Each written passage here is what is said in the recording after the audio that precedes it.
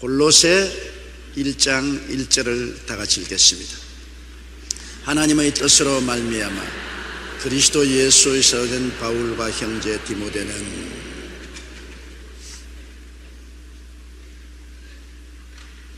인격적인 존재는 다 뜻을 가지고 있습니다. 하나님은 인격적인 하나님이기 때문에 성부, 성자, 성령, 삼위일체 하나님의 뜻이 있고, 또 사람은 사람의 뜻이 있습니다. 사탄은 사탄의 뜻이 있습니다. 그래서 우리가 이 세상에 살면서 항상 하나님의 뜻을 알려고 노력하고 애를 쓰는 것은 사람의 뜻도 있고 사탄의 뜻도 있기 때문에 이것이 혼란될 때가 많습니다. 하나님의 뜻인 줄 알았는데 나중에 보니 하나님 뜻이 아니고 내 생각, 내 뜻이었다. 또 하나님 뜻을 가장한 사탄이었다. 이러한 것을 우리가 분별해야 됩니다. 에덴 동산에도 보면 하나님의 뜻은 선악을 하는 실과는 먹지 말라, 먹는 날에는 너희가 반드시 죽으리라. 그러나 사탄의 뜻은 아담과 하와에게 선악과를 먹으면 너희들도 하나님처럼 눈이 밝아 하나님처럼 된다. 아담과 하와는 어정쩡했습니다. 분명한 뜻을 하나님 편에 서지 않고 선악과를 따먹으면 죽을까 하노라. 어정쩡했기 때문에 사탄의 뜻에 끌려 들어간 것입니다. 여러분, 하나님의 뜻을 우리가 분명히 알아야 됩니다. 하나님의 뜻은 온 세상 사람들이 예수를 믿고 구원을 받는 것이 하나님의 뜻인 것입니다. 하나님이 세상을 이처럼 사랑하사 독생자를 주셨으니 누구든지 저를 믿으면 멸망하지 않고 영생을 얻으리라.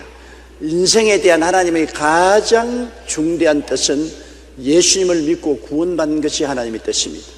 왜냐하면 이 세상은 어차피 다 멸망받을 세상입니다. 인생은 어차피 다 죽을 인생인 것입니다. 세상이 다 있는 것 같지만은 이것은 잠시 잠깐뿐입니다. 인생의 삶이 무엇이냐? 잠시 있다 사라지는 안개인 것입니다. 잠시 있다가 사라지는 세상과 안개와 같이 있다가 사라지는 인생이, 하나님께서 원하시는 뜻은 예수를 믿고 영원한 천국에 들어가고 영원한 생명을 얻기를 원하시는 것입니다. 그 하나님의 뜻을 우리가 분명히 알아야 돼요. 그렇기 때문에 교회를 세우고 그리스도의 복음을 전하는 것은 하나님의 뜻을 이루기 위한 것입니다. 바로 하나님은 그 뜻을 이루기 위해서 그 아들 예수님을 보내시지 않습니까? 예수님이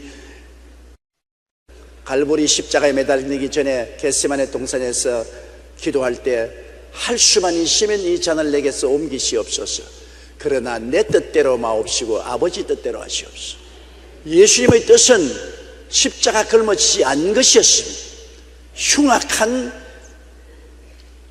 십자가를 걸머지고 짓지도 않은 모든 인류의 죄를 대신 담당해서 수치와 곤욕을 겪는다는 것은 한없는 괴로운 것입니다. 주님의 뜻은 십자가를 지지 않는 것이 주님의 뜻입니다. 그러나 아버지의 뜻은 그것이 아니에요. 아버지는 예수님이 인류를 대신해서 십자가를 걸머지고 치욕스럽고 고통스러운 죽음을 당하심으로 인류를 멸망해서 구원하는 것이 아버지의 뜻이었습니다. 여기에서 아버지의 뜻하고 예수 그리스도의 뜻하고 두 뜻이 상충될 때 예수님은 두 말 하지 아니하고 내 뜻대로 마옵시고 아버지 뜻대로 하시옵소서. 우리도 여러분 아버지의 뜻하고 우리의 뜻이 상충될 때 우리 두 말 하지 않고 아버지여 내 뜻대로 마옵시고 아버지 뜻대로 하시옵소서. 그렇게 우리가 말할 수 있어야 되는 것입니다. 우리는 대개 아버지 뜻하고 우리의 뜻하고 상충되면 아버지 가만히 계세요. 내 일 먼저 보겠습니다. 아주 사소한 일로부터 시작해서 큰 일까지 아버지 뜻 적혀놓고 우리 뜻을 먼저 세웁니다. 우리는 성수주의라는 것도 우리가 꼭 그날 중요한 일이 있으면 아버지, 오늘은 아버지 뜻 적혀놓고 내 뜻대로 하겠습니다. 물질 문제도 11조나 헌금의 문제도 내게 꼭 필요하면은 아버지 뜻 적혀놓고 내 뜻부터 나 먼저 쓰고 난 다음에 봅시다. 아버지 뜻을 제껴놓고 내 뜻을 먼저 세웁니다. 그래서 아버지와 우리의 사이가 원만하지 못합니다. 여러분, 우리가 부부간에 살 때도 남편이 자기 뜻만 자꾸 주장하고 아내의 뜻을 짓밟아버리면 아내가 할 수 없이 남편을 따라갈지 몰라도 마음속에 협조하지 않지 않아요? 그리고 자녀들도 부모의 뜻을 따르지 않고 자기 뜻대로 고집을 부리고 열심히 공부하지 않고 세상적으로 나가고 세속적으로 나가면 부모가 자식하고 뜻이 맞지 않기 때문에 문제가 생기지 않아요. 뜻이 맞지 않으면 함께 행할 수가 없잖아요. 오늘날 많은 이혼하는 사람들이 왜 하느냐? 뜻이 맞지 않는다. 도저히 서로 뜻이 맞지 않아서 같이 살 수 없으니 이혼을 해야 되겠다. 뜻이 안 맞는다. 부모 자식 간에도 한 집에 왜 못 사느냐? 도저히 뜻이 안 맞는다. 며느리와 시어머니와 뜻이 안 맞는다. 그러므로 한 집에 못 산다. 뜻이 안 맞으면 분리돼야 돼요. 하나님과 우리 성도와 뜻이 맞지 않으면 분리되는 것입니다. 하나님을 우리가 굴복시킬 수 없습니다. 우리가 하나님의 뜻에 따라가야지 하나님이 우리 뜻에 따라올 수는 없는 것입니다. 하나님은 전지전능 무소부지하시고 완벽한 하나님이신데 우리 흠 많고 점 많고 죄 많은 우리의 뜻을 하나님 앞에서 주장해서는 안 될 것입니다. 그러므로 하나님과 함께 거하고 하나님과 함께 행하기 위해서는 하나님의 뜻에 우리가 굴복해야 되는 것입니다. 하나님의 아들도 하나님의 뜻에 온전히 자기를 복종했는데 우리가 뭡니까? 되도 않은 우리들이 무슨 큰 소리 하겠습니까? 우리가 아버지의 뜻을 알면 아버지 뜻대로 하겠다고 우리가 항복해야 되겠습니다. D.L. 무디 선생은 사람이 예수 믿고 가는 것이 기차를 타고 가는 것과 같다고 말했습니다. 기차에 3등 칸도 있고 2등 칸도 있고 1등 칸도 있는데 3등 칸에 타고 가는 천국 열차에 탄 사람들은 겨우 예수만 믿고 끊임없이 아버지를 거역하고 아버지하고 서로 성강하고 매를 맞고 하는 그러한 신앙생활이 3등 신앙 열차를 탄 사람. 2등 칸에 탄 사람은 아버지 뜻을 어느 정도는 순종하지만은 또 어느 정도는 순종하지 않습니다. 그래서 아버지를 기쁘시게 하고 슬프시게 하고 동시에 하는 사람들. 1등 열차에 탄 사람은 전폭적으로 하나님 뜻에 순종해서 하나님을 기쁘시게 하고 하나님이 누리시는 모든 주시는 은총을 다 누리고 사는 것이 1등 열차를 타고 가는 신자라고 말했었습니다. 다 같은 성도가 하늘 날아가는 열차를 타도 1등 칸에 있는 사람, 2등 칸에 있는 사람, 3등 칸에 있는 사람이 다른 것입니다. 하나님의 뜻으로 말미암아 그리스도 예수의 사도가 되었다는데 하나님의 뜻이 모든 면에 다 계십니다. 여러분, 예수 그리스도 안에서 우리에게 베푸신 뜻이 얼마나 많습니까? 십자가에 몸짓고 피 흘려서 믿는 자마다 죄의 용서를 받고 의롭다함을 얻고 영광을 받는 것이고, 예수를 믿고 거룩하게 되고 성령 충만이 받는 것, 예수 믿고 병 고침 받고 건강 얻는 것, 예수 믿고 저주에서 해방되고 아브라함의 축복을 받는 것, 예수 믿고 부활과 영생과 천국 가는 것, 하나님이 뜻 아닙니까? 오중복음을 받는 것. 그래서 옛날 것은 지나가고 새로운 자화상을 가지고 새로운 정체성을 얻어 사는 오중복음을 얻어서 사는 것, 하나님의 뜻이 아닙니까? 그리고 3대 재앙에서 3중 축복을 받아서 영혼이 잘 되고 범사에 잘 되며 강건하고 생명을 얻되 넘치게 얻어 전인 구원을 얻는 것, 하나님의 뜻이 아닙니까? 예수님은 십자가 통해서 나타난 것 아닙니까? 그리고 예수 믿는 사람은 택하신 족속이요 왕같은 제상이요 거룩한 나라요 그의 소유된 백성이 되는 것이 하나님의 뜻이 아닙니까? 우리가 하나님의 뜻을 분명히 알고 믿으면 강하고 담대한 신앙을 가질 수 있습니다. 하나님의 뜻을 알지 못하고 나가는 사람은 밤중에 방황하는 사람 같습니다. 갈 길을 모르고 방황하는 사람 같아요. 예수 믿는 사람은 그리스도의 십자가를 통해서 우리를 향하신 하나님의 뜻을 분명히 알아야 돼요. 우리가 하나님께서 예수 그리스도의 십자가를 통하여 죄 용서를 주셨고 거룩함을 주셨고 치료를 주셨고 아브라함의 복을 주셨고 부활 영생을 주셨어도 모르면 죄 가운데 죽기도 하고 마귀의 종이 되기도 하고 병들고 가난하고 저주받고 지옥으로 떨어져요. 모르니까 하나님이 그리스도 안에서 다 이루게 놓은 것 우리가 보고서 알아야죠. 예수 그리스도께서 오셔서 영혼이 잘되고 범사에 잘되고 강건하게 만들어 놓은 것 알아야 전인 구원이 있구나. 나는 예수 안에서 전인 구원을 얻었다는 희망을 얻어야 돼요. 알아야 믿어요. 모르면 믿지 못하잖아요. 그러므로 하나님의 뜻을 안다는 것 굉장히 중요하지요. 무조건 하고 교회 다니면서 믿습니다. 뭘 믿냐? 몰라요. 그냥 믿습니다. 그러면 아무것도 안 돼요. 믿음은 들음에서 나며 들음은 그리스도의 말씀으로 말미암았다고. 말씀을 통해서 하나님의 뜻을 알고 믿어야지.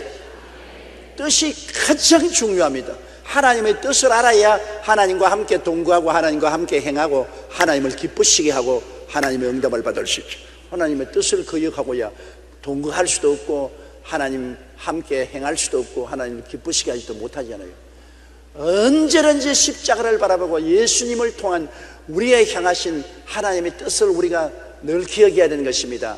내 영혼아 야훼를 송축하라. 내 속에 있는 것들아 다 야훼를 송축하라. 내 영혼아 야훼를 송축하며 그 모든 은택을 잊지 말지어다. 잊어버리면 소용이 없어요.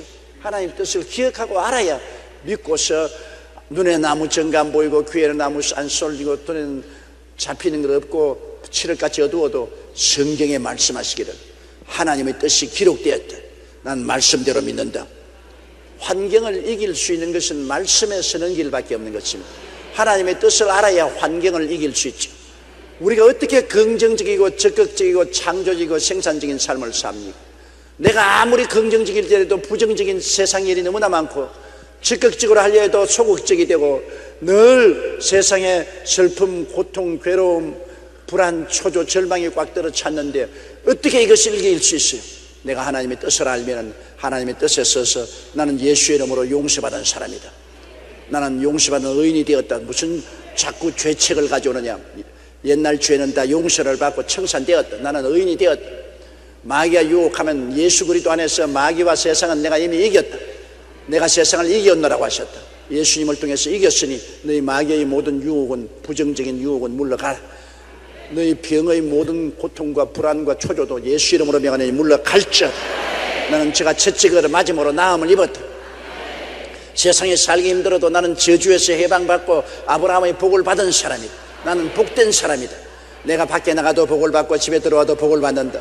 왜냐하면 나는 예수를 믿고 저주에서 해방 얻은 사람이다. 아무리 죽음이 있다고 하도 겁나지 않다. 나는 영원한 천국이 날 위해서 예비되어 있다. 주께서 나를 위해 있을 곳을 예비해 놓으셨다. 진리를 알지니 진리가 너희를 자유케 하리라. 진리를 알아야 염려, 근심, 불안, 초조, 절망에서 자유를 얻을 수가 있죠. 진리를 모르고 어떻게 우리가 자유를 얻을 수 있습니까?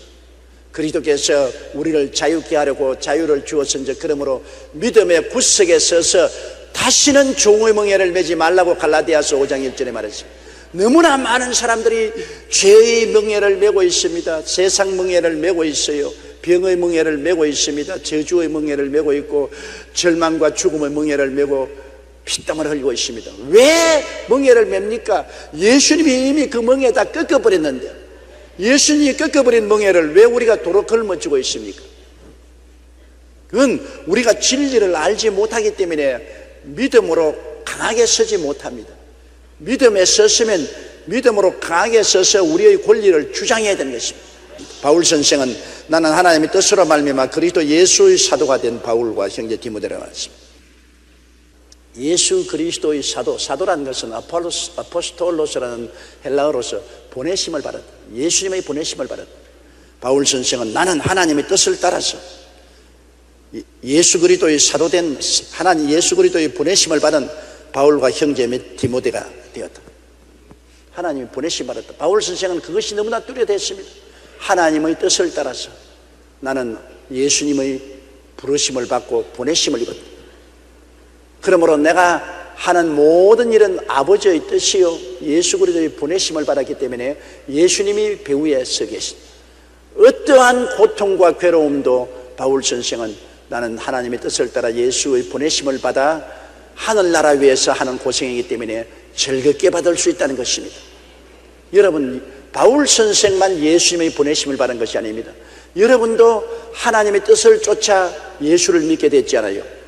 여러분 마음대로 예수 믿는 건 아닙니다. 아버지께서 내게 오게 하지 않으시면 내게 올 자가 없다고 말했었습니다. 여러분 누가 전도해서 어떻게 되어 예수를 믿었든지 아버지가 오게 하셨기 때문에 성령의 감동으로 예수를 믿게 되었어요. 그래서 아버지 하나님이 여러분을 이끌어 주었습니다. 성경은 만세전에 그리스도 안에서 예정을 입었댔습니다. 이 하늘과 땅과 세계와 그 가운데 모든 것이 생기기 전에, 여러분의 이름도 없기 전에 벌써 하나님은 만세전에 아시고 여러분을 예정해 주셨습니다. 그러니 여러분이 구원받은 문제가 오늘 내일 문제가 아닙니다. 만세전에 하나님이 여러분을 아시고 하나님의 자녀로 예정하신 것입니다. 그래서 부르심을 받습니다. 그러므로 우리의 뿌리는 만세전에 있어요. 우리의 뿌리는 하나님에 있어요. 하나님이 원하셨어요. 우리를 택하신 것입니다. 우리가 잘나서 택한 것 아니에요. 하나님이 좋아서 택했으니 얼마나 놀랍습니까? 우리가 좋아서 하나님을 따라오는데 하나님 아이 싫어 그러면 어떻게 합니까?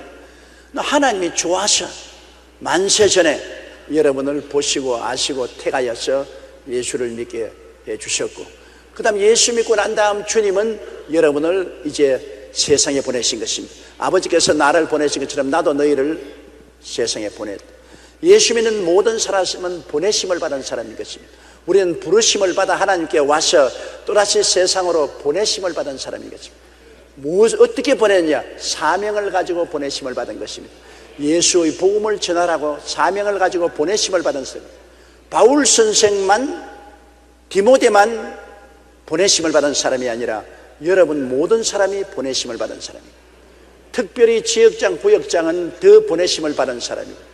평신도 여러분들도 모두 다 예수 믿고 그 다음 세상으로 왔으니 세상에 보내심을 받은 하늘나라 사람들인 것입니다. 여러분 세상 사람 아니에요. 여러분 하늘나라 사람이에요.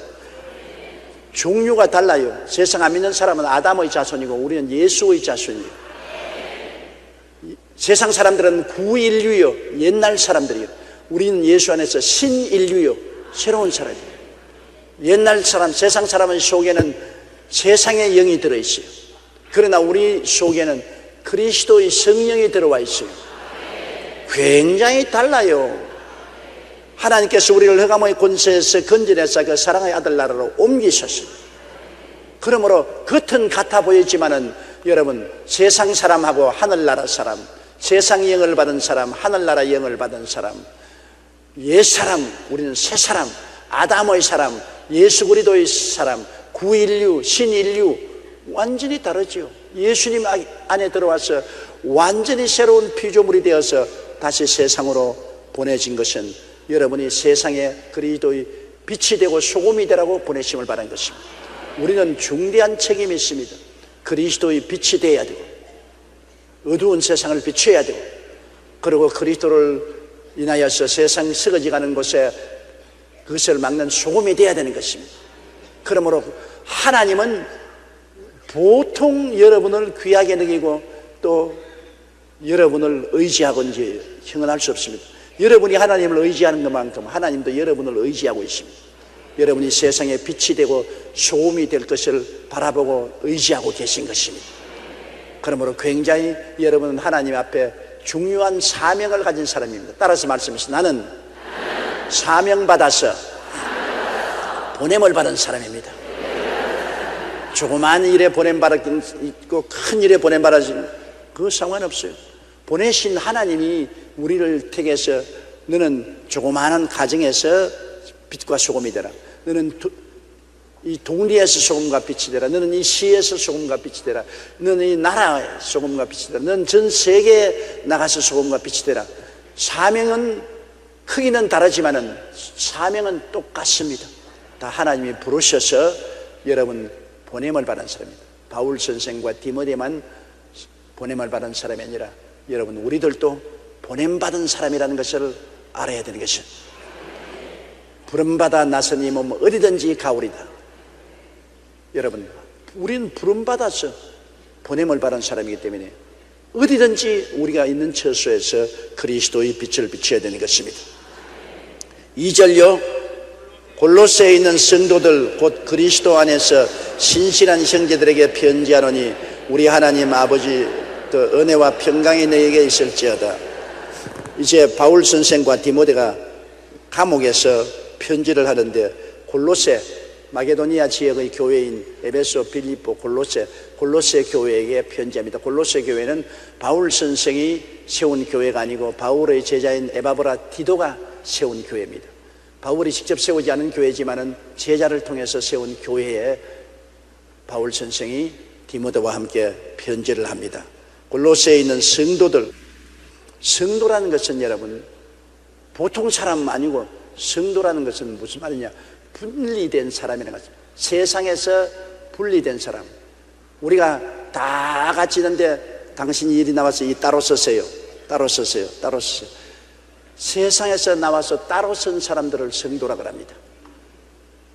성도는 세상에서 분리되어서 따로 선 사람들. 그럼 따로 분리를 왜 시킵니까? 그 사람들을 통해서 하늘나라가 세상에 임하고 그 사람들은 나중에 영원한 천국에 들어가서 살 사람들인 것입니다. 그러므로 여러분과 나는 이 세상에서 살지만은 이 세상에서 분리된 사람들인 것입니다. 분리된 걸 어떻게 하느냐? 하나님이 성령으로 인을 쳐주셨습니다. 예수 믿는 사람 성령으로 인을 쳤습니다. 그럼 성령의 인을 친 줄 어떻게 하느냐? 예수를 구주로 부르고 아바 아버지라고 부르는 사람은 성령의 인치심을 받았기 때문에 그렇게 되는 것입니다. 성령의 인치심을 안 받은 사람은 절대로 예수님을 주로 시인하지 않습니다. 하나님을 아버지라고 부르지 않습니다. 여러분 예수님을 주로 시인하시면 아멘 하십시다. 하나님을 아버지로 부르시면 아멘 하십시다. 그러면 그것이 인치심을 받은 증거예요. 성령의 인치심을 받았어요. 세상 사람들은 도장 안 받았어요. 여러분은 인치심 받았습니다. 도장을 찍는 것은 뭐냐? 소유권을 주장할 때 도장 찍잖아요. 여러분 인감도장 서류에 마음대로 찍으면 안 됩니다. 잡으면 등기서류 넘겨주면 안 되잖아요. 소유권을 주장하기 때문에 인을 치는 것입니다. 하나님은 이 세상 사람들 중에서 여러분을 분리해내서 도장을 확 찍어서 내 것이다. 우리는 그러므로 하나님 안에서 분리된 사람입니다. 온 세상 사람들 속에 섞여 살지만은 마음속에 도장이 달라요. 그것은 하나님도 보시고 계시고 마귀도 보아서 압니다. 아, 저 사람은 도장받은 사람이다. 저 사람은 인치심을 받은 사람이다. 하나님의 소유권이다. 하나님 백성이다. 우리는 하나님의 소유요 하나님 백성이다. 인치심을 받은 사람이 성도인 것입니다. 성도들 곧 그리스도 안에서 신실한 형제들, 예수님 안에서 신실하다. 여러분 예수님 안에 있는 사람은 신실해야 돼요. 변하지 말아야 돼요. 사람이 자꾸 바람개비 같이 했다 바람개비는 바람이 불면 푸르르 돌다가 또 안 그치면 싹 끝쳐버리고, 그러지 말고 신실하여 한결같이 해야 돼요. 사람은 한결같이 돼야 돼요. 쟁개비 같이 되지 말아야 돼요. 우리 하나님이 찾는 사람은 신실한 사람을 찾는 것입니다. 한번 그리스도 예수 안에 하나님을 믿었으면 끝까지 믿는 것입니다. 살든지 죽든지 흥하든지 망하든지 성하든지 쇠하든지 주님을 믿고 나가는 것입니다. 내게 복이 와도 믿고, 내게 손해가 와도 믿고, 축복이 와도 믿고, 고통이 와도 믿는 것입니다. 끝까지 신실하게 믿는 이러한 사람이 그리스도 안에서 참된 성도인 것입니다. 이러한 사람이 하늘나라에 들어가서 크게 칭찬받고 복을 받을 사람이겠습니다. 변화무쌍하지 말아야 됩니다. 너무 세상이 변화무쌍하고 불신실하기 때문에 오늘날에는 누구를 믿고 의지할지 알 수가 없어요. 그러나 하나님 앞에서도 우리가 신실하고 이웃에게도 신실한 사람이 되어야 되는 것입니다. 아무리 세상이 배신하고 변화무쌍하더라도 그래도 신실한 사람, 이러한 사람이 축복을 받고 성공도 하고 사람들에게 사랑도 받을 수가 있는 것입니다. 우리 아버지 하나님으로부터 은혜와 평강이 너에게 있을지어도, 우리 모든 사람에게 늘 필요한 것은 은혜와 평강이, 첫째 우리가 은혜를 알아야 돼요. 은혜는 그리스도 안에서 하나님이 값없이 주는 은혜 아닙니까? 예수 그리스도의 보혈로 말미암아 우리에게 값없이 은혜를 준다. 은혜는 선물로 주는 것이기 때문에 남녀 노유 빈부 귀천 차가 없습니다. 선물로 주는데요, 내가 무슨 자격이 있어 받는 것이 아닙니다. 나는 무자격하고 보잘것 없어도 주시는 이가 좋아서 주시는 것이기 때문에 선물로 받는데, 그 선물의 예수님이 아닌 것입니까? 예수님을 통해서 오중복음과 삼중축복의 은혜를 주십니다. 항상 우리 예수 그리스도의 십자가를 통해서 주시는 오중복음과 삼중축복을 잊지 말아야 되는 것입니다. 오중축복으로 옷을 입고 삼중축복의 두루마기를 입어야 돼요. 이거 은혜로 주신 것입니다. 믿음으로 우리가 소유할 수 있습니다. 믿음으로 누릴 수 있습니다. 그러나 평강은 마음의 평화, 은혜를 받고 난 다음 평안을 얻으려면 은혜 받은 사람으로서 살아야 됩니다. 율법과 계명을 지키고 의와 진리의 거룩함으로 지음을 받은 새 사람을 입고 살아야 되는 것입니다. 왜? 하나님께 은혜를 받아서 하나님 자녀가 됐고 축복받아 나서도 하나님 뜻을 거역하면 하나님과 대결되기 때문에 평안이 없지 않아요. 가정에도 부부간에 화해해야 평안이 있고 부모 자식 간에 화목해야 평안이 있지 않습니까? 가와 만찬석입니다. 아무리 좋은 집을 은혜로 받고 아무리 호의호식하며 산다더라도 부부간에 서로 갈등이 있고 부모 자식 간에 서로 알력이 있으면 절대로 평안이 없습니다. 좋은 집이 평안을 주지 않습니다. 호의호식이 평안을 주지 않아요. 화해, 화목이 평안을 주는 것입니다. 우리 하나님께 은혜를 받아서 우리가 영혼이 잘 되고 범사에 잘 되고 강건해져도 하나님과 서로 구열이 있고 알력과 갈등이 있으면 평안이 없죠. 그러므로 하나님하고 우리하고 갈등이 없게 하기 위해서는 하나님의 뜻을 따라 하나님의 율법과 계명을 지키고 의롭고 진실하고 거룩하게 살아야 되는 것입니다. 그러면 하나님과 화목하죠. 그러면 마음의 평안이 있죠. 우리가 이 세상에 살면서 느끼는 것은 가장 중요한 것이 마음의 평안입니다. 행복은 마음의 평안이 있습니다. 여러분, 권력이 평안이 따르지 않으면 아무 행복도 없습니다. 돈이 아무리 많아도 평안이 없으면 돈은 자갈과 같습니다. 명예, 평안이 없는 곳에 명예가 무슨 소용이 있습니까? 돈보다 지위보다 명예보다 권세보다 더 귀한 것이 마음의 평안입니다. 마음이 편안하면 산나물 먹고 물 한 대접 마시고 초가상칸에 팔베개하고 누워도 행복해지는 것입니다. 행복이란 평안에서 있는 것입니다. 평안은 하나님의 은혜를 받은 우리들이 하나님과의 화목한 가운데서 의와 진리의 거룩함으로 지음을 받은 새 사람을 입고 살아야지.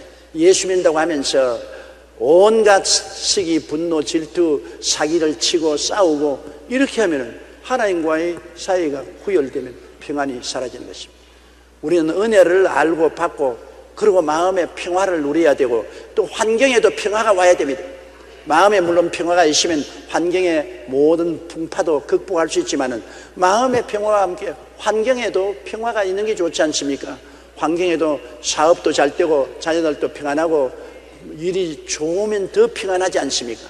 하나님은 우리의 피난처요, 우리의 요새요, 우리의 의리하는 하나님이기 때문에 이 하나님께 기도하면 제가 새 사냥꾼의 올무에서와 극한 연병에서 건져주시는 것입니다.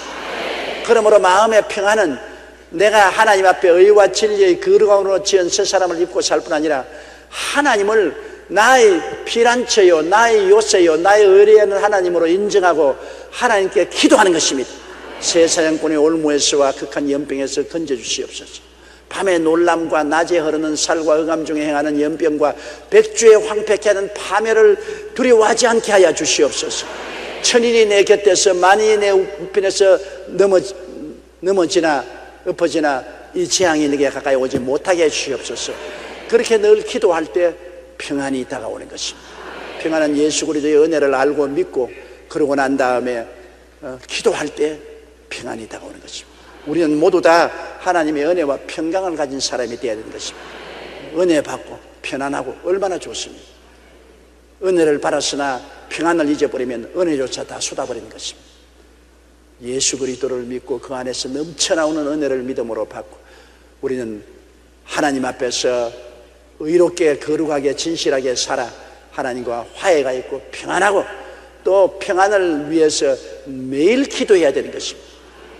내 개인의 평화, 가족의 평화, 가정의 평안을 위해서 기도하는 여러분 되시기를 주의 이름으로 축원합니다. 그 다음 우리가 너희를 위하여 기도할 때마다 하나님 곧 우리 주 예수 그리스도의 아버지께 감사하노라. 기도, 우리의 기도는 여러분 언제나 파장형 기도를 하는 것이 참 좋습니다. 기도를 어떻게 하냐고 묻는데 파장형 기도. 물에다가 돌을 통 하고 떨어뜨리면 무엇이 일어납니까? 파도가 일어나요. 파도는 점점 넓어집니다. 요렇게 파도가 넓어져야 돼요. 파장 기도는 여러분 기도를 어떻게 할고 묻는 사람에게 가장 좋은 대답입니다. 파장 기도는 제일 가까운 사람으로부터 시작해서 점점 기도가 멀리 나가는, 누구를 불구하고 제일 먼저 자기 위해서 기도해야 돼요. 자기가 잘못되면 만사 다 끝나는 것이니까 자기 자신이 영혼이 잘 되고 범사에 잘 되며 강건하도록 기도해야 되는 것입니다. 저는 언제나 기도할 때 제일 먼저 성막형 기도합니다. 오중복음과 삼중축복의 성막형 기도를 합니다. 나를 위해서 성막형 기도를 제일 먼저 하고, 그 다음 우리 직계 가족들을 위해서 기도하고, 그 다음에는 내 부모님, 형제, 그 다음 일가 친척들 위해서 기도하고, 그 다음에 파장이 더 깊어져서 이제는 교회 장로님들과 재직들을 위해서 기도하고, 우리 성도들 위해서 기도하고, 그러면 그 다음 이제 나가면 우리 나라와 민족, 우리 대통령과 우리 나라와 민족 위해서 기도하고, 그 다음에는 북한을 위해서 기도하고, 그 다음에는 우리 동남아를 위해서 기도하고, 그 다음 세계를 위해서 기도하고. 이 파장형으로 기도하면 여러분 기도가 얼마든지 할 수 있습니다. 가장 가까운 데로부터 시작해서 자꾸 기도의 폭을 넓혀가는 것입니다. 이걸 파장형의 기도라고 합니다. 많은 사람들이 무엇을 기도할지 모르고 기도 순서를 또 몰라가지고서 조금 하다가 그만 아주 혼돈이 되어서 기도를 그치는 사람이 있는데, 파장형 기도를 하면 1시간도 2시간도 여러분이 기도를 할 수 있는 것입니다. 기도를 많이 할수록 하나님과의 교통이 더 깊어지기 때문에 마음이 더 많이 하나님 앞에 깨어지고 더 성령 충만하게 되는 것입니다. 짧게 하는 기도를 통해서 하나님과 깊은 교제할 수 없습니다.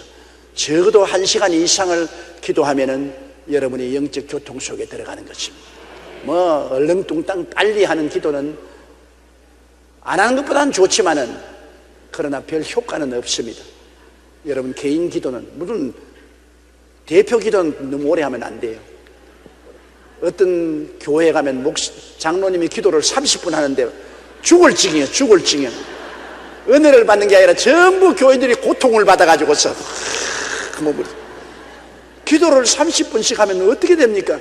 대표 기도는 짧을수록 좋습니다. 대표 기도는 하나님 앞에 대표적으로 아뢰는 것이기 때문에 짧고 간단하게 요령껏 기도하고, 개인 기도는 길면 길수록 좋습니다.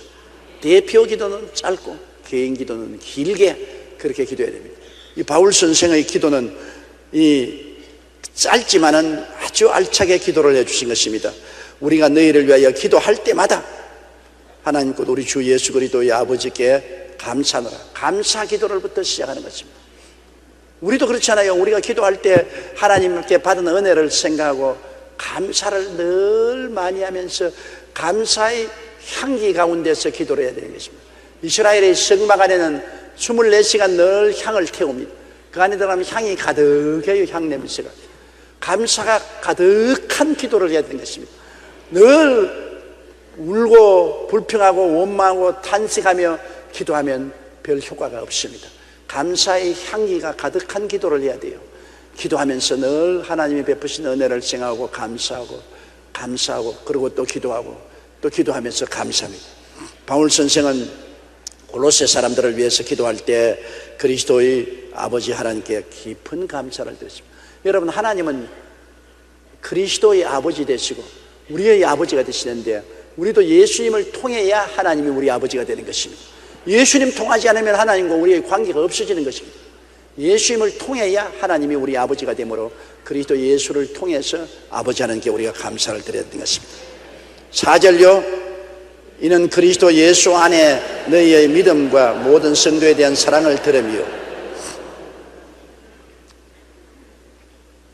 믿음과 사랑이란 눈에 보이는 것입니다. 여러분, 사람이 눈에 안 보이는 내적인 신앙도 있지만은, 그러나 참된 신앙은 행함이 없는 믿음은 죽은 믿음이기 때문에 눈에 보입니다. 믿음과 사랑은 보여요. 보이지 않은 것은 엉터리입니다. 성경에 보면은 예수님께서 항상 그 믿음을 보셨다고 그랬습니다. 그 믿음을 보시고 내 믿은 대로 될지어다. 그러므로 우리의 믿음은 보여야 돼요. 우리의 믿음이 전도함으로 말미암아 저 사람 정말 믿음이 있는구나. 열심히 기도함으로 저 사람 좀 믿음이 있는 사람이구나. 열심으로 봉사함으로 믿음이 있구나.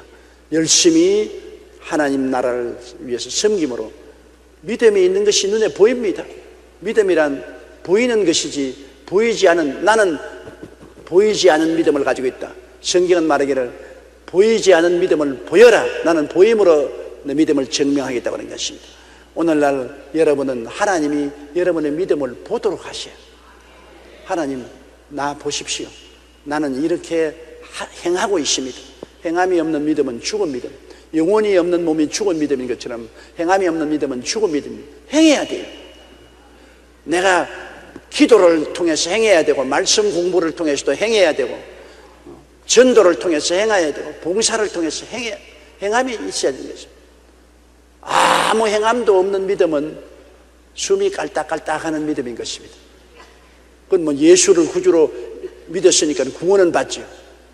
그러나 구원은 받아도 행함이 없는 믿음은 상급이 없지요. 상을 탈 만한 것이 되지 못했지요. 믿음도 보이고 사랑도 보입니다. 사랑도 여러분 입술로만 I love you, I love you, 그거 얼마든지 할 수 있어요. 입술로 사랑한다는 건. 사랑에는 증거가 따라야 돼요. 증명해야 돼요. 하나님이 세상을 이처럼 사랑하사 주셨다. 사랑은 주는 것과 이퀄입니다. 뭘 주셨냐? 천사를 주셨다? 아닙니다. 독생자를 주셨습니다. 하나 있는 아들을 주셨다. 그러므로 믿음과 사랑이란 눈에 보이는 것입니다. 믿음도 아무리 큰 소리 해도 열매 없는 믿음은 그건 가짜입니다. 나무가 아무리 무성해도 잎사귀만 있고 열매 없으면 그 소용없잖아요. 주님이 열매 없는 무화과 저주하고 말하지 않습니까? 믿음에 열매가 있어야 됩니다. 행함의 열매. 사랑도 실천의 열매가 있어야 됩니다. 사랑도 주는 것입니다. 믿음은 행하는 것이고 사랑은 주는 것입니다. 사랑은 주는 열매가 있어야죠. 주는 것이 없이 입술로만 사랑을 아무리 외쳐봤자 그것은 소용없습니다.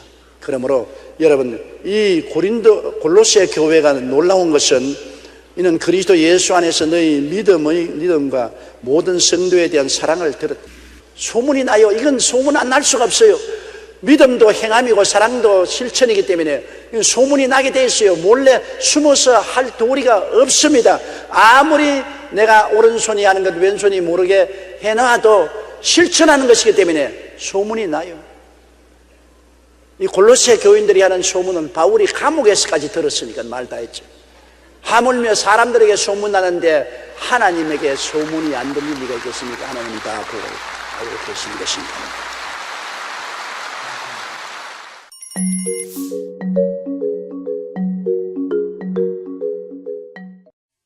오늘은 빌립보서 4장 8절 이하의 말씀을 가지고 은혜를 나누고자 합니다. 정말로 형제들아, 무엇이든지 참되며 무엇이든지 경건하며 무엇이든지 옳으며 무엇이든지 정결하며 무엇이든지 사랑할 만하며 무엇이든지 칭찬할 만하며 무슨 덕이 있든지 무슨 기림이 있든지 이것들을 생각하라. 사람이 동물과 다른 것은 사람은 생각할 수 있기 때문인 것입니다. 물론 동물들도 생각하죠. 그러나 극히 본능적인 생각밖에 없지만 사람은 창조적인 생각을 합니다. 없는 것을 있게 하고 있는 것을 없게 하는 창조적인 생각을 할 수 있는, 바로 하나님의 형상 닮은 그런 생각을 하는 것이 인간인 것입니다. 그러므로 생각이 어떠하면 그 사람도 그러한 것입니다. 인간의 성공과 실패가 모두 다 생각에서 넘쳐난 것입니다. 생각하는 것이 눈에 보이는 현실로 나타나는 것입니다. 그렇기 때문에 이 현실에 일어나는 우리 모든 환경이 한때는 우리 생각 속에 다 있던 것이었다는 것을 알아야 됩니다. 생각은 사물이라, 이런 말을 서양 속담에 쓰고 있는 것입니다. 그러므로 생각이 우리의 인생을 창조해 나가고 점령하고 형성해 나가는 중대한 것이 됩니다. 내 마음대로 생각하고 내 뜻대로 생각해도 무슨 상관이 있냐? 그렇지 않습니다. 여러분, 우리가 마음속에 부정적인 생각을 하면은 꼭 부정적인 환경이 이루어집니다. 긍정적인 생각을 하면은 긍정적인 환경으로 이끌어가는 것입니다. 마귀가 가룟 유다의 마음속에 예수님을 팔 생각을 넣어준 것입니다. 모든 유혹도 생각을 통해서 출발하는 것입니다. 하나님을 예배하고 찬송하는 것도 우리 생각 속에서 일어나는 운동인 것입니다. 그러므로 생각을 다스리면 어느 심사 행동을 다 다스릴 수 있습니다. 생각을 다스리지 못하면 그 인생은 다스리지 못합니다. 그렇기 때문에 항상 우리의 생각을 예수 그리스도의 십자가 밑으로 사로잡아오는 운동을 해야 되는 것입니다. 늘 내 생각을 새롭게 하고 생각을 사로잡습니다.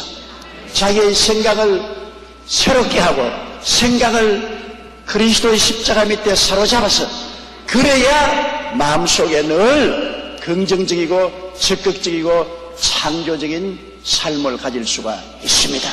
생각을 사로잡지 못하는 사람은 생각이 천갈래 만갈래 갈라져 있고, 그리고 마귀가 잘못된 생각을 갖다 넣으면 그대로 끌려갑니다. 내 생각에 집중되어 있지 않기 때문에요. 생각을 따라 말하게 되고 행동하게 돼요. 생각이 긍정적이면 말도 긍정적이고 행동도 긍정적이 되는 것입니다. 생각이 부정적이면 말도 부정적으로 하고 행동도 부정적으로 하게 되는 것입니다. 생각이 나는 못한다, 안 된다, 할 수 없다, 패배자는 사람은 어떤 곳에 갖다 놔도 실패자가 되는 것입니다. 생각이 여러분의 인생 운명을 좌우한다는 것을 잊어서는 결코 안 되는 것입니다. 어떤 한 집에 귀신을 쫓아냈는데 다음 귀신이 와보니까 집이 잘 정리되고 소재되었으나 비어 있습니다. 주인이 없습니다. 나가서 7 귀신 데리고 들어오니 옛날보다 더 형편이 나빠집니다. 집에 주인이 있어야 돼요. 우리의 마음속의 주인은 생각입니다. 생각이 예수님으로 사로잡혀 있으면 주인이 있는 집이 돼요. 생각이 예수님으로 사로잡혀 있지 않으면 빈집이요. 빈집. 언제든지 빈집에는 귀신이 들어올 수 있는 것입니다. 생각을 올바르게 사로잡으면 부정적인 생각은 쓰레기입니다. 쓰레기. 집안에 쓰레기 생기면 쓰레기를 안방에다가 쌓아놓으면 안방에 냄새가 나고 구더기가 득실거리고 파리가 웅하지 않겠습니까? 쓰레기는 쓰레기통으로 다 해서 쓰레기 적체장으로 보내버려야 되는 것입니다. 부정적인 생각은 쓰레기라는 것을 잊지 마시기 바랍니다. 쓰레기를 마음속에 담고 있으면 안 돼요. 또 부정적인 사람하고 이야기하면 그 사람의 쓰레기를 여러분 가슴에 자꾸 퍼붓습니다. 부정적인 말을 자꾸 여러분 가슴에 쓰레기를 퍼부으니까 여러분 쓰레기가 아닌 이웃집 쓰레기가 여러분 속에 퍼부어지는 것입니다. 여러분 이웃집에 쓰레기를 여러분 앞마당에 갖다 놓으면 갖다 놓으세요. 고마워요. 자꾸 쌓아 놓으세요. 그럽니까? 왜 나무 마당에 쓰레기 가져오냐? 안 치우냐? 가만 안 있겠다. 고발하겠다. 이웃 사람이 여러분 앞마당에 쓰레기 못 갖다 내버리지 하지 않아요? 그러면서도 가슴 열어놓고 이웃 사람이 정신적인 쓰레기 갖다 부으세요. 얼마나지 갖다 부으세요. 원망, 불평, 탄식, 미움, 시기, 분노, 질투의 쓰레기 얼마든지 웰컴 갖다 부었어요. 갖다 부어놓고 난 다음 자기 집에 와서 원망, 불평, 탄식하고 눈물 흘리고 나는 왜 이렇게 불행하고 고통스러우냐? 나무 쓰레기 가지고 자기가 그렇게 되어버리고 마는 거죠. 여러분, 행복은 주 안에서 마음의 작정입니다. 내가 불행하다 하면 어떠한 환경에 갖다 놔도 불행합니다. 그러나 어떠한 환경에도 나는 행복하다고 마음에 생각을 하면은 그 다음에는 행복한 것이 눈에 보이기 시작하는 것입니다. 이번에 교황 요한 바오로 2세가 세상 바로 뜨기 직전에 폴란드에서 온 많은 신부들을 만나가지고서 죽어가면서 대화하는데 그 대화에 내가 감격적이에요. 나는 행복합니다. 여러분들도 행복하십시오. 그 말이 마지막 말인데 행복하다고 그랬습니다. 지금 숨을 잘 쉴 수 없고 몸이 고통스러워 사경을 헤매면서도 행복하다고 말하고 여러분들도 행복하십시오. 행복은 현재 마음의 작정에 있습니다. 우리의 마음에 행복하기로 작정하면 행복해질 수 있고 불행하기로 작정하면 우리 마음이 불행해져요. 행복과 불행이라는 것은 이 안경과 같습니다. 빨간 안경을 끼면 다 빨갛게 보이고 파란 안경을 끼면 다 파랗게 보이는 것입니다. 마음에 행복하기로 작정을 하면 모든 환경이 행복하게 보입니다. 불행하기로 작정하면 모든 것이 불행하게 보이는 것입니다. 오랜 시간 기쁘게 있으면 있을수록 행복한 사람. 행복은 뭡니까? 마음의 기쁨입니다. 내가 10시간 기쁘게 있었으면 10시간 행복한 사람입니다.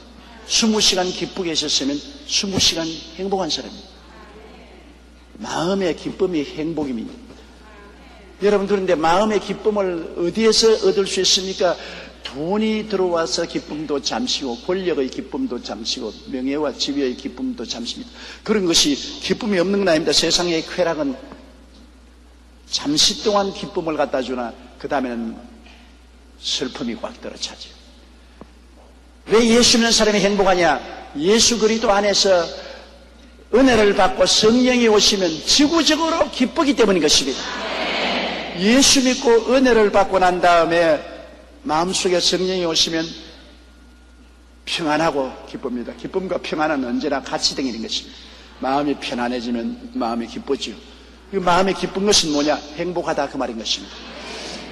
우리가 함께 교회에 들어와서 예배드리니 기쁘지요. 찬송 부르니 기쁘지요. 성도들과 대화하니까 기쁘지요. 마음이 평안하고 기쁘다. 기쁨과 평안은 함께 갑니다. 평안해야 기쁘고 기뻐야 평안합니다. 그리고 또 슬픔이 다가와서 불행이 다가오려면 찬송 부르고 기도 실컷 하고 성경 읽고 나면 또 마음이 편안해지고 또 기쁘다. 우리 예수 믿는 사람은 행복해 줄 수 있는 행복의 셈의 근원을 가지고 있습니다. 행복의 셈의 근원이 예수 그리스도인 것입니다. 누구든지 목마르거든 내게로 와서 마셔라. 그래야만 너희 뱃속에 생수의 강이 흘러내리라. 그 생수의 강이 바로 은혜의 강이요, 성령의 강이요, 기쁨의 강이요, 행복의 강인 것입니다. 예수님께 나와서 기도하고 부르짖고 내어 맡기고 주님 성령의 생수의 강이 흐르면 기쁨의 강이 넘쳐나고 행복이 넘쳐날 수 있는 것입니다. 하루 24시간 중에 한 20시간을 마음속에 기쁨을 가득 담고 있으면 20시간 동안 행복한 것입니다. 행복은 마음의 그릇에 놓여 있지 환경의 그릇에 놓여 있지 않다는 것을 분명히 깨달아야 합니다. 아브라함 링컨은 대개의 사람들은 행복해지고자 마음의 작정한 정도에 따라서 행복해진다고 말했습니다. 많이 행복해지겠다고 작정하면 많이 행복해져. 조금만 행복하겠다고 작정하면 조금만 행복해진다는 것입니다. 그러므로 심리학자인 매스유 에누 초펠 박사는 행복은 순수한 내적인 것이라고 그랬습니다. 행복은 우리 속에서 일어나는 것입니다. 그것은 사물에 의해 생성되지 아니하고 주위의 사물에 의해서 환경에 의해서 된 것이 아니라 우리 이념이나 생각, 삶의 태도 등에서 이루어진다. 그리고 이와 같은 것들은 환경에 관계없이 개인 자신의 행동에 의하여 발전되고 이룩된다고 말하는 것입니다. 그러므로 행복이란 내 마음속에서 시작해서 넘쳐나고 발전하는 것이지 내가 아무것도 안 하고 있는데 환경에서 와서 행복을 갖다 넣어 주지는 않습니다. 그 마음속에 내가 행복을 작정할 수가 어떻게 있어요? 무슨 이유가 있어야 되지 않겠습니까? 우리 예수 믿는 사람은 신앙이 그 이유가 되는 것입니다. 하나님 아버지와 우리를 구속하신 예수 그리스도와 성령의 은혜, 삼위일체 하나님을 바라보고 믿고 의지하고 나갈 때 우리 마음속에 행복해질 수 있는 것입니다. 가장 행복한 자가 예수 믿는 사람입니다. 신앙을 가진 자가 행복합니다. 마음이 평안하고 행복해지면은 모든 육체, 오장육부, 사지백체가 다 방실방실 웃습니다. 내가 마음이 편하고 행복해지면 위장도 방실방실, 심장도 방실방실, 폐장도 방실방실, 오장육부가 다 웃으니까 여러분 건강해지죠. 마음의 즐거움은 양약이라도 마음의 슬픔은 근심은 뼈로 썩게 한다. 행복해지면 건강해져요. 예수 믿는 사람이 장수하는 이유가 행복해지기 때문에 온 몸의 세포가 전부 다 살아납니다. 생기가 넘쳐나요. 그래서 건강해지는 거예요. 몸의 면역성이 강해지고 행복해지는 거예요. 원망하고 불평하고 탄식하면 몸 면역성이 떨어져서 병이 들어오면 마구잡이로 침투해 들어오는 것입니다.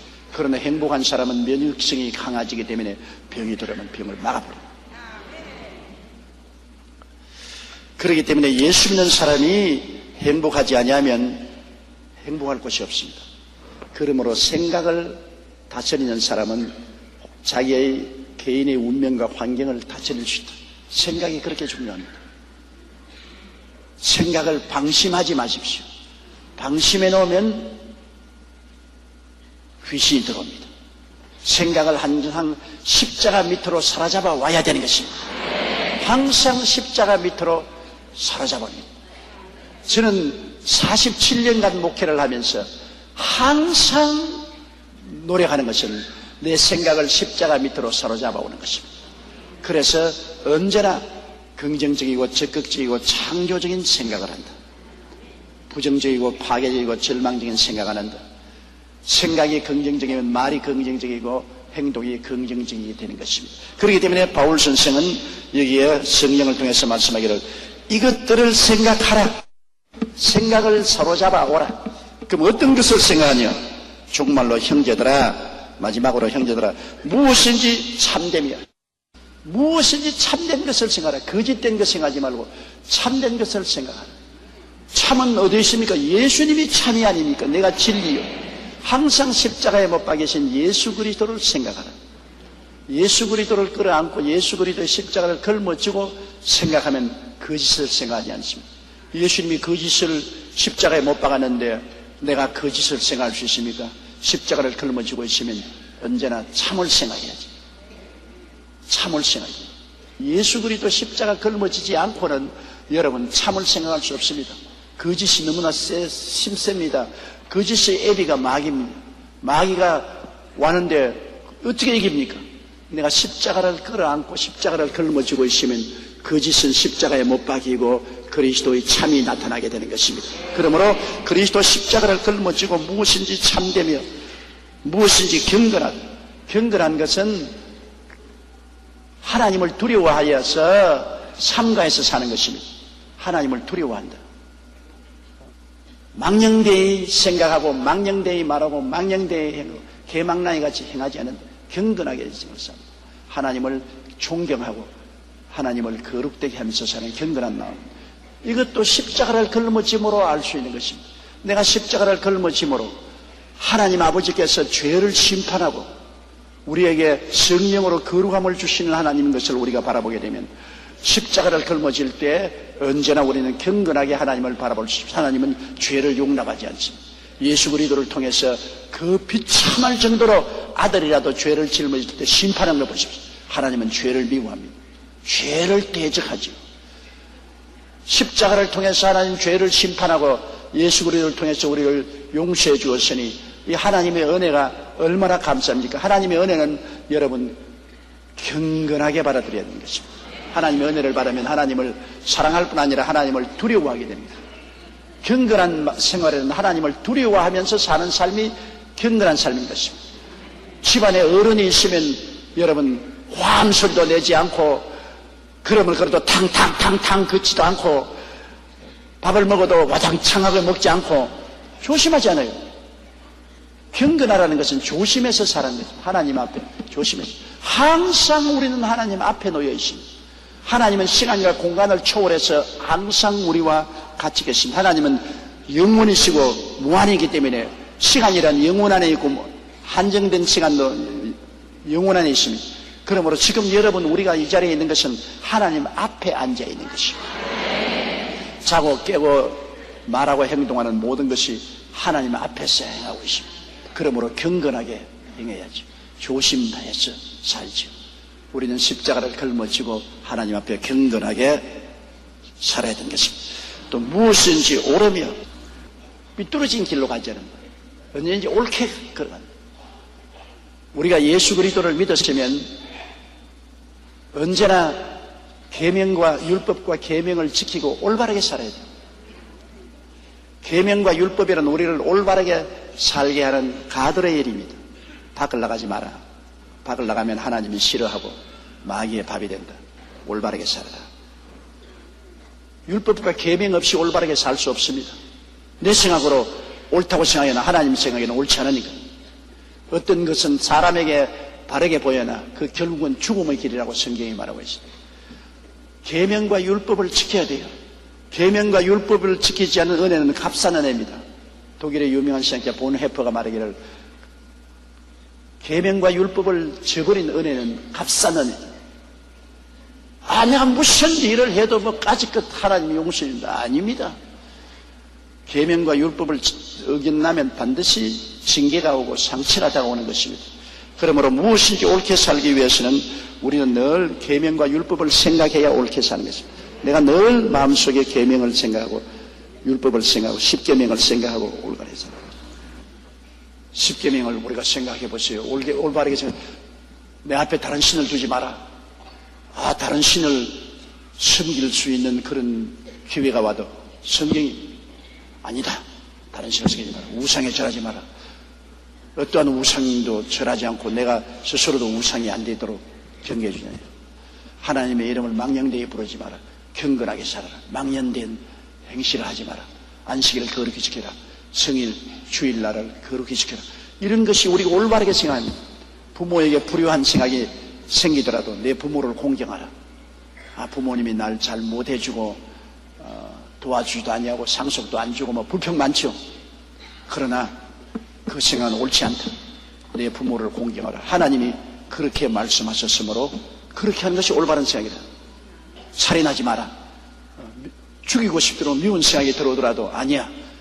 그건 옳지 않아. 하나님이 살인하지 말라 그랬어. 간음하지 마라. 음란한 생각이 들어올도 이거 안 되죠. 생각이 안 들어올 수 없지요. 마귀가 생각을 가져오니까. 그러나 성경에 간음하지 말라 그랬다. 마음으로도 간음하지 말라 그랬으니 이것은 올바른 생각이 아니다. 올바른 생각이 아닌 것은 나쁜 생각이니까 사탄아 물러가라. 이 나쁜 생각은 물러갈지어다. 물리쳐야 돼요. 나쁜 것은 물리치고 올바른 것은 받아들이기 위해서 그것을 가르치는 것이 계명이요 율법인 것입니다. 거짓말, 도둑질하지 마라. 도둑질하고 싶은 생각이 나면 이건 나쁜 생각이다. 옳은 생각이 아니다. 도둑질하는 것이 옳은 생각이다. 도둑질할 생각은 물러갈지. 내 이웃을 거짓 증거하지 말라. 이웃 사람에게 침소 봉대해서 거짓을 말하면 이거 올바르지 못하다. 이건 나쁘다. 그것도 바로 잡을 수 있지. 내 이웃을 탐하지 마라. 이웃의 아내나 남종이나 여종이나 양이나 소나 염소나 탐하지 마라. 탐심이 생기면 이거 올바르지 않다. 그래서 옳고 나쁜 것을 어떻게 결정합니까? 율법과 계명이 우리에게 옳고 바른 것을 비춰주는 것이라고.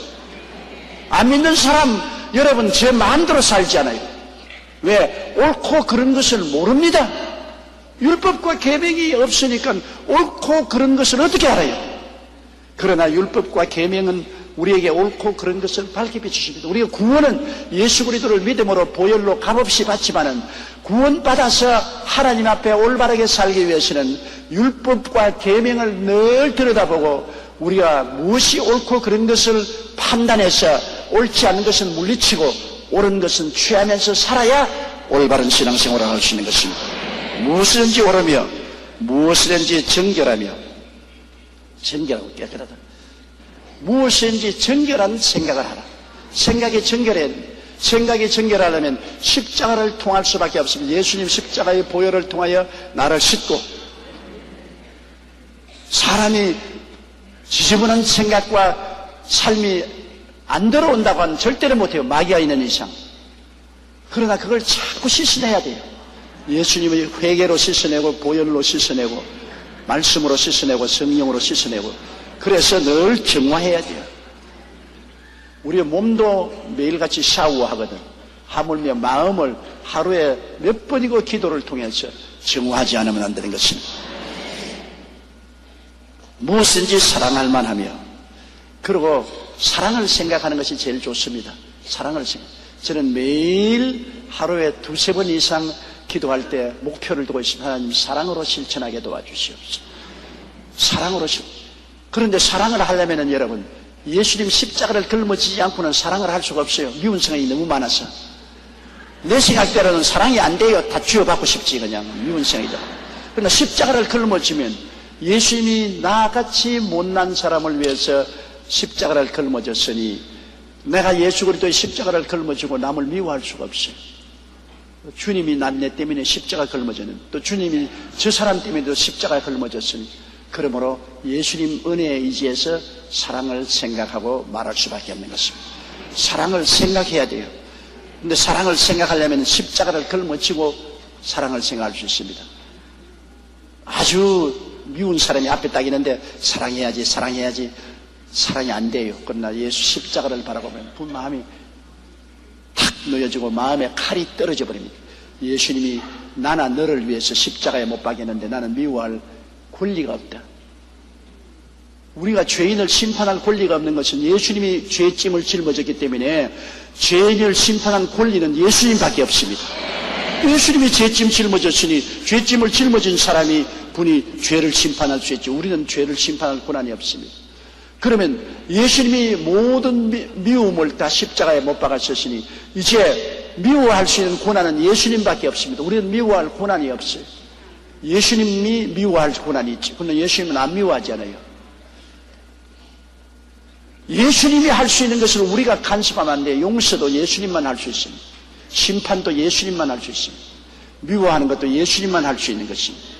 예수님이 십자가 걸머지고 대가를 지불했기 때문에, 그러므로 예수님이 이제는 용서의 주인이요 심판의 주인이요 미워하고 고호할 수 있는 것을 결정하는 주인인 것입니다. 주인이 마음대로 하지 우리가 뭘 합니까? 예수님을 의지하고 우리는 무엇이든지 사랑할 만한 것을 생각해야 됩니다. 아무리 미운 사람도 사랑할 만한 곳이 있거든요. 사랑할 만한 긍정적인 것을 생각해야 됩니다. 적은 것이라도 사랑할 만한 것을 생각하면 그것이 커지는 것입니다. 그 다음 무엇이든지 칭찬할 만하면, 남을 칭찬한다는 것 여러분 굉장히 중요합니다. 칭찬은 인생의 기름을 치는 것입니다. 칭찬. 가정을 꾸려가는 사람은 남편은 아내를 칭찬할 줄 알아야 돼요. 아내의 모든 면을 자세히 살펴보고 칭찬을 해야 돼요. 칭찬. 아내가 굉장히 못났는데 당신 잘났어. 그건 모욕이 되는 것입니다. 칭찬이 안 돼요.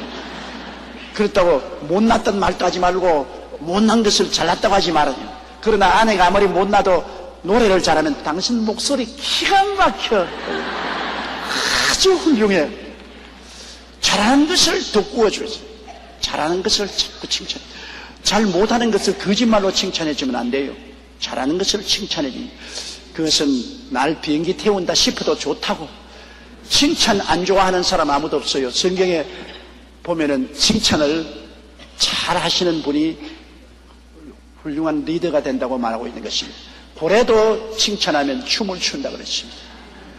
그래서 여러분 이 짐승들 부리는 데 가보면 꼭 돌고래 같은 거 뛰어넘으면 생선 한 마리 주잖아요. 그 칭찬이겠습니다. 사람은 칭찬을 먹고 삽니다. 남편에게 사랑받는 아내가 되려면 남편을 자꾸 칭찬하세요. 남편을 자꾸 헐뜯고 당신은 왜 월급도 이 모양이냐, 당신은 왜 유능하지 못하냐, 당신은 왜 가족들 잘 못 돌보냐. 이 부인들이 되게 부정적인 부인들이 많아요.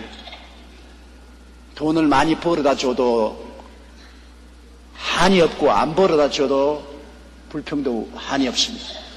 요새 남편들 고생 많이 해요. 왜냐하면 가족들 먹여 살려야지요. 또 마누라 시중 들어야지요. 그리고 또 자식들 돌봐야지요. 또 회사에 가서 상사들 눈치 봐야지요. 남자들 고생 많아요. 정말 가만히 돌이켜보건데 다시 태어난다면 여자로 태어나는 게 훨씬 나아요. 남자들이 고생이 참 많다고. 여러분 남자로 태어난 것을 불쌍히 여겨야 돼요. 옛날에는 안 그래서 옛날에는 남자로 태어난 것이 굉장히 좋다고 생각했어요. 뭐 플라톤이 그랬다나 자기는 여자로 안 태어나고 남자로 태어난 것을 하루 3번씩 감사했다 그러는데 요사이는 안 그래. 세월이 달라졌어요. 하나님께서 다 구워놨어요. 왜냐하면 남자가 앞서서 가고 여자가 뒤에 들어가 착착착 걸어가는데 하나님이 뒤로 돌아가 싹 들어가.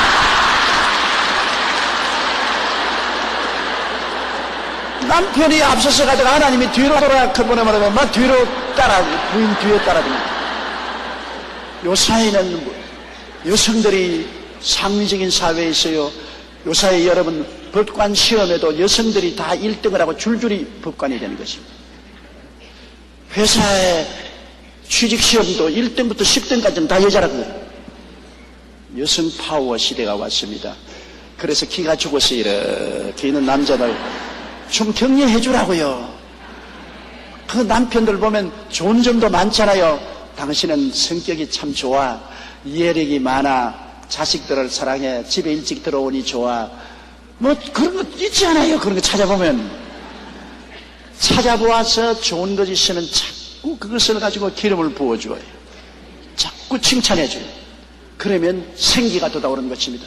모든 만물은 다 칭찬하면 활기가 납니다. 사람은 하나님의 형상과 모양대로 지음받는데 왜? 하나님도 칭찬을 얼마나 좋아하신다고요? 하나님을 찬미하라는 말은 칭찬하라 그 말인 것입니다. 야훼를 찬미하라. 내 영혼아 야훼를 찬미하라. 내 속에 있는 것들아 다 야훼를 찬미하라. 우리 하나님은 칭찬 잡수시고 사십니다. 하나님께 감사, 찬양, 칭찬 이거 늘 할 줄 알아야 하나님께 잘 빈다고. 하나님께 잘 빌려거든 하나님 칭찬을 많이 해야 돼. 하나님 보고 원망하고 불평하고 탄식하면 하나님 취업하거든. 뭔 잔소리야. 다윗이 그렇게 하나님의 사랑을 말해가는 것은 하나님을 칭찬 많이 했어. 하나님을 찬양을 많이 해서 다윗은 만성천자가 되고 하나님의 귀여움을 받았습니다.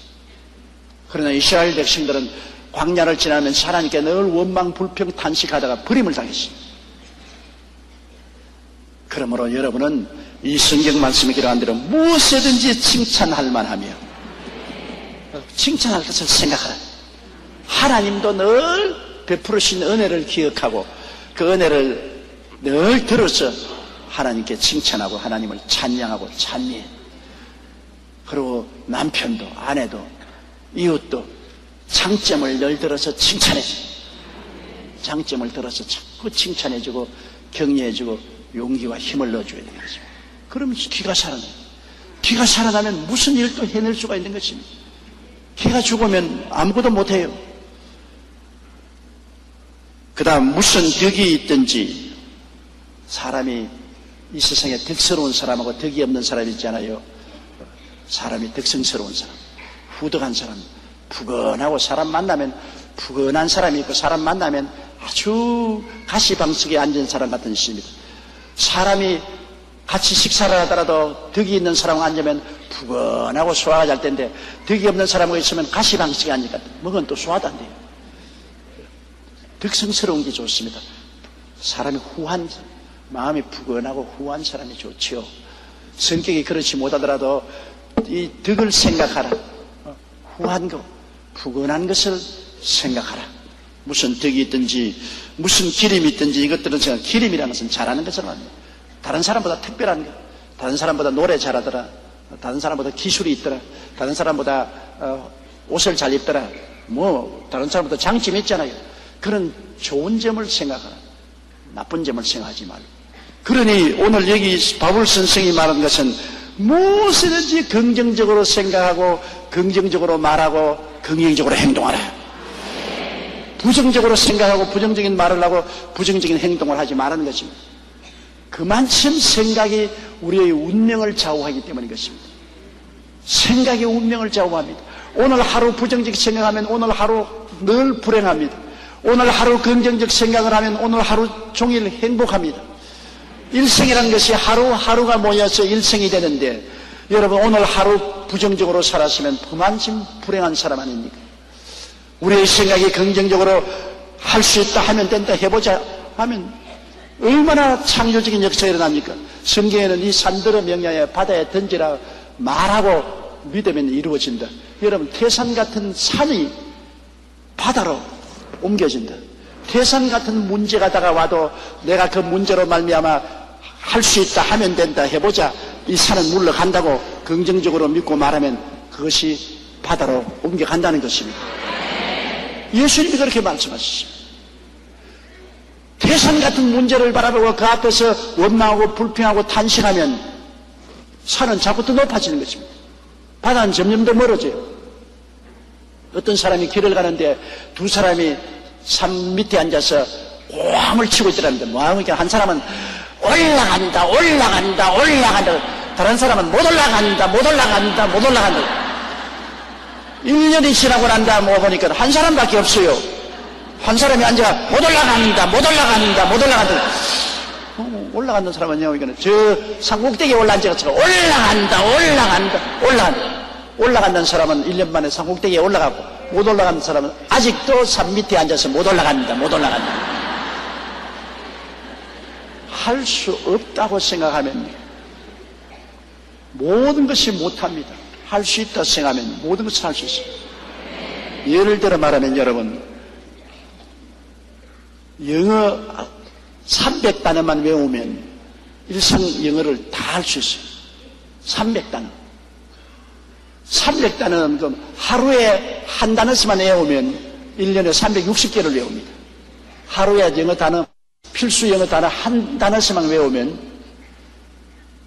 1년 만에 360개를 외워요. 360단어만 외우면 보통 말 다 해요. 뭐 시장에 가고 일반적으로 이야기하고 뭐 병원에 가고 물건 사고 뭐 다 해요. 그러면 영어 나는 못해. 나는 꼬부랑 들고 못해. 나는 못해. 그럼 평생 못하지. 그러나 나 할 수 있다. 나도 한번 해보자. 그거 달라들어가 논의 한번 해보자. 하루에 한 단어씩 외워보자.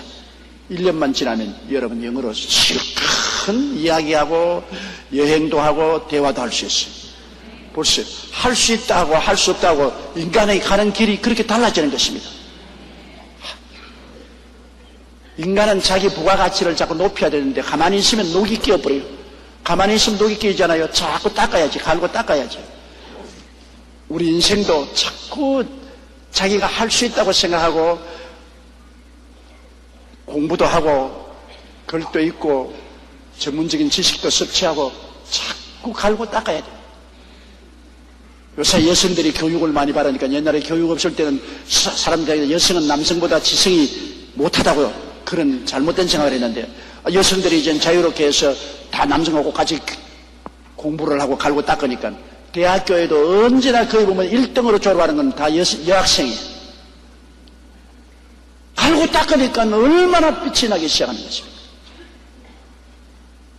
그러므로 여러분께서 가만히 있지 말고 지난 세월을 그냥 가만히 있지 말고 더 많이 성경도 읽고 기도도 하고 책도 읽고 자기를 개발하는 여러분 되시기를 바랍니다. 오늘 여러분께 특별히 부탁하고 싶은 것은 여러분의 생각을 사로잡으십시오.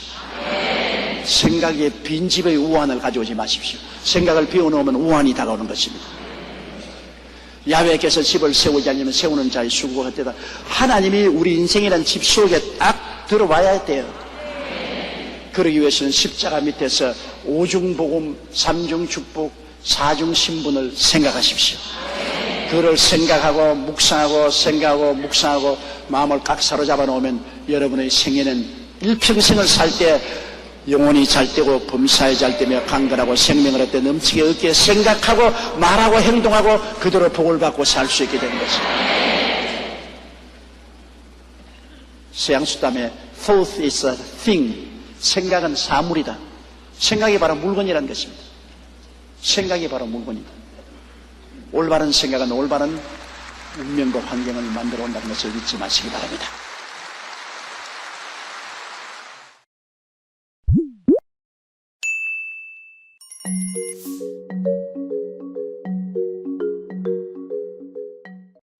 우리는 골로새서 4장 4절 이하에 있는 말씀을 가지고서 은혜를 나누겠습니다.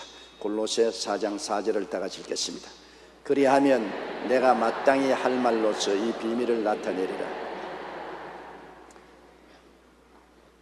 여러분, 하나님의 말씀은 무궁무진한 보화가 감추인 창고와 같습니다.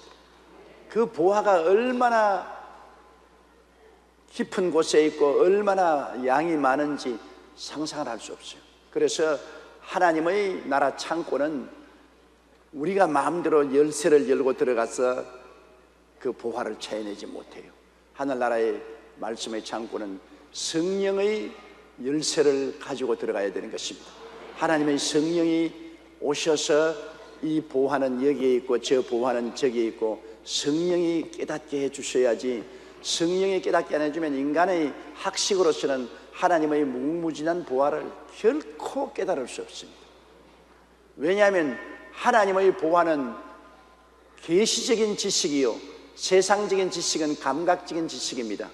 인간의 감각적인 지식을 가지고는 계시적인 지식은 절대로 할 수 없습니다. 보고 듣고 냄새 맡고 맛보고 만지고 이성적으로 연구하고 생각하는 이런 것으로서 하나님이 계시로 주신 계시의 지식인 이 성경 말씀은 깨달을 수가 없어요. 계시의 지식은 영적인 성령의 역사로 말미암아서만이 깨달을 수가 있는 것입니다. 성령이 역사하지 않고는 하늘나라 진리는 못 깨달아요. 아무리 예수님을 전도해도 성령이 마음속에 깨닫게 해줘야 예수님이 구주인 줄 믿어지지요. 인간적으로 공부를 열심히 해서 예수님이 언제 어디에서 태어났으며 무엇을 했으며 다 알아도 성령의 계시해 주지 않으면 그 예수께서 하나님의 아들이요 우리의 구주인한 것을 깨달아지지 못합니다. 신령한 것은 신령한 것으로 분별하느니라. 하나님의 신령한 영적인 계시는 성령이 오셔서 우리 마음속에 깨닫게 해주셔야 알 수 있는 것입니다. 성령으로 말미암지 않고는 예수님을 주라고 할 수도 없고, 성령으로 말미암지 않고는 하나님을 아바 아버지라 부를 수도 없습니다. 그렇기 때문에 주의 종은 항상 하나님께 기도해서 하나님이여 성령께서 내 마음속에 진리를 깨닫게 해주시옵소서, 하나님의 깊은 말씀을 알아서 전하게 해주시옵소서 기도해야 돼요. 우리 지역장 구역장 여러분들도 세상적으로 아무리 좋은 학교를 나오고 학위를 가졌다 해도 그 하늘나라에는 그 가지고는 아무것도 안 됩니다. 하늘나라에는 성령이 오셔야 되는 것입니다. 성령님을 인정하고 환영하고 모시드리고 의지하고 주야로 성령께서 인도하여 주시고, 성령께서 내 눈을 밝혀서 진리를 보게 하시고, 성령께서 내 마음을 밝혀서 진리를 깨닫게 해주시옵시고, 성령께서 기름 부으셔서 지역이나 구역에 나가서 말씀 전할 때 능력이 임하게 하여 주시옵소서. 그렇게 해야 되는 것입니다. 바울 선생같이 위대한 주의 종도 그리스도의 비밀을 전할 수 있도록 나를 위해서 기도해다. 그리스도 안에 하나님의 진리의 비밀이 너무나 많기 때문에 이거 다 내가 적기적소에 깨달아서 전하기 위해서는 하나님께 기도를 많이 해 주셔야 성령의 역사하셔서 그리스도의 비밀을 깨달아 알 수 있게 된다는 것입니다. 레마, 하나님의 계시의 말씀인 것입니다. 성경 창세기부터 계시록까지 있는 말씀은 로고스입니다. 이거는 하나님의 진리의 말씀이지만은 그러나 내 마음속에 깨달아진 말씀이 아닌 것입니다. 그러므로 내가 기도하고 성령이 이 로고스의 말씀을 풀어서 깨닫게 해주면 레마가 되면은 이 레마를 받아서 전하는 것입니다. 예를 들면 로고스는 쌀이고 레마는 밥입니다. 여러분, 쌀인 이 성경 말씀에 성령이 와서 부글부글 끓게 하면 밥이 되는 것입니다. 성령이 오셔서 로고스인 하나님 말씀은 레마로 만들어야 돼요. 그런데 성령이 오시기는 어떻게 오십니까? 성령의 역사는 기도하지 않고는 역사를 하지 못해요. 기도를 하면 성령의 바람이 일기 시작하는 것입니다. 성령의 바람이 점점 거세어지기 시작해서 불기 시작하면 하늘나라의 계시가 확 다가오는 것입니다. 그러므로 성령의 역사를 위해서는 첫째도 둘째도 셋째도 기도를 해야 돼요. 이러므로 주의 종들을 위해서 성도들이 많이 기도하면 주의 종이 하나님의 레마를 더 많이 바라서 살찐 꼴을 먹일 수가 있지요. 주의 종을 위해서 기도를 많이 하냐면 주의 종이 계시를 적게 받으면 성도들이 레마를 적게 받을 수가 있는 것입니다. 이러므로 내가 마땅히 할 말로서, 마땅히 할 말은 그때 그 자리에 온 사람에게 꼭 필요한 레마를 주시는 것입니다. 허공에 치는 말이 아니고 그때 그 자리에 온 사람 그 마음의 상황에 꼭 해결되는 말씀을 주시기를 바울 선생은 원했습니다. 마땅한 말로. 아무 관계가 없는 말을 해봤자 사람들은 무관심합니다. 내게 연관된 말씀을 전해야 날 보고 하는 말이구나. 내 지금 어려운 환경에 내 곰피반 중에 있는데 나에게 해결의 말씀을 주는 것이구나. 그것이 바로 마땅한 말, 그것이 바로 레마인 것입니다. 바울 선생은 내가 마땅히 할 말로서 이 비밀을 나타내리라 그렇게 말한 것입니다. 하나님의 비밀을, 레마를 마땅하게 금쟁반에 은구슬을 얹은 것처럼 가볍게 나타내기를 원하는 것입니다. 저도 늘 하나님께 기도를 늘 합니다. 그것은 하나님이여, 말씀을 증거할 때 그 말씀 속에 레마를 주시옵소서. 말씀 속에 감추인 레마를 주어서 사람들의 문제를 해결하게 하여 주시옵소서. 이 세상에 사는 사람들 치고 문제 없는 사람 없어요. 뭐 교회 와서 웃고 얼굴은 화장 잘하고 머리도 잘 가꾸고 옷도 잘 입고 하니까 저 사람은 아무 문제 없겠지 싶어도 집에 돌아가서 화장 지우고 옷 벗고 나면 속에 문제투성인 것입니다. 문제 없는 사람 누가 있어요? 다 문제가 있어요. 교회 와서 설교 들을 때 하나님의 말씀이 이 문제에 대한 해답으로 내게 레마로 오면은 믿음이 생기는 것입니다. 믿음이 생기면 문제가 해결되죠. 믿음은 들음에서 나며 들음은 그리스도의 레마로 말미암으니라. 그러므로 목사가 레마를 증거하면은 그것이 듣는 사람에게 믿음을 넣어주고 믿음이 생기면은 내 믿음대로 될지어다. 그래서 교회는 말씀 듣고 믿음 없고 믿음대로 기적이 일어나는 이런 체험이 자꾸 쌓여야 믿음이 자라고 하나님의 영광이 나타나는 것이죠. 교회 와서 강단에서 아무 레마도 안 전하기 때문에 왔다 갔다 하면서 지식만 늘고 믿음은 늘지 않으면 문제가 해결 안 되기 때문에 문제에 고통을 당하고 괴로움을 당하고 발부둥 치게 되는 것입니다. 참 주님 앞에 나와서 말씀 듣고 믿음이 탁 들어와서 문제가 해결되고 하나님의 응답이 오고 하면 재미있지요. 꿀맛 같지요. 그러므로 바울 선생은 바로 내가 복음을 전가할 때 레마를 전해서 사람들이 그 말씀을 듣고 깨어지고 회개하고 변화받고 문제가 해결되기를 바란다고 말한 것입니다. 5절요. 외인을 향하여서는 지혜로 향하여 세월을 아껴라. 외인이라는 것은 예수 안 믿는 사람들하고 교제인 것입니다. 우리는 이 세상에 살면서 예수 믿는 사람과만 교통하는 것이 아니라 예수 안 믿는 사람하고도 교통을 하지 않습니까? 그 예수 안 믿는 사람하고 우리가 교통할 때는 예수 믿는 사람하고 대화하는 하고는 틀리지 않습니까? 예수 믿는 사람은 영적인 세계와 진리를 알기 때문에 우리가 영적인 세계를 마음대로 이야기해도 서로 알죠. 하나님 아버지와 예수님 그리고 말세의 징조 그럼 장차 천국에 대한 이야기를 하면 서로 화답이 되고 마음이 통하지만 예수 안 믿는 사람하고는 대화가 안 되는 것입니다. 그것은 완전히 엉뚱한 말하는 것이고 외국어 말하는 것 같습니다. 그러므로 예수 안 믿는 사람하고 대화할 때는 우리가 상당히 마음에 조심을 해서 지혜롭게 해야 되는 것입니다. 저들이 소화도 못할 것을 자꾸 설명을 하면 안 되지 않아요. 예수 안 믿는 사람에게 가가지고서 당신 지옥 가요. 당신 지옥이 얼마나 뜨거운지 알아요? 그는 불도 끄지 않고 구더기도 죽지 않아요. 그러면 이거 영 미쳤구나. 지혜 없게 어프로치하기 때문에 그런 것입니다. 지혜롭게 어프로치하면 이 세상에 사는데 참으로 수고하고 무거운 짐이 많지요. 많지요. 걱정도 많지요. 많지요. 대학 갈 애들이 있으니까 있지요. 수능 시험 때문에 고생 많지요. 많지요. 그렇게 같은 동의하는 것을 만들어 놓고 예수님은 성경에 수고하고 무거운 짐진 자들은 다 내게로 오라. 내가 너희를 쉬게 하리라고 말씀하셨어요. 저는 이 성경 구절이 예수 믿으면서 너무나 좋아요. 얼마나 인생을 사는데 수고하고 무거운 짐이 많지 않아요. 나는 수고하고 무거울 때마다 맡길 수 있는 분이 있어요. 이 세상에 짐을 못 맡기면 내가 다 걸머지니 얼마나 무겁고 괴롭습니까? 나는 아침마다 일어나서 기도실에 들어가서 예수님께 다 맡겨요. 그러면 마음이 편안하고 또 예수님이 맡긴 것은 주님이 직접 해결해 주신답니다. 그것이 신앙생활의 즐거움이지요. 그러면 정말 예수님이 맡아줘요? 맡아주고 말고요. 기도하면 예수님이 맡아주고 마음이 평안을 얻게 되지요. 이 세상사를 가지고서 공통분모를 가지고서 이야기하지. 서로 전혀 안 통하는 말 하면은 너 북한서 왔냐?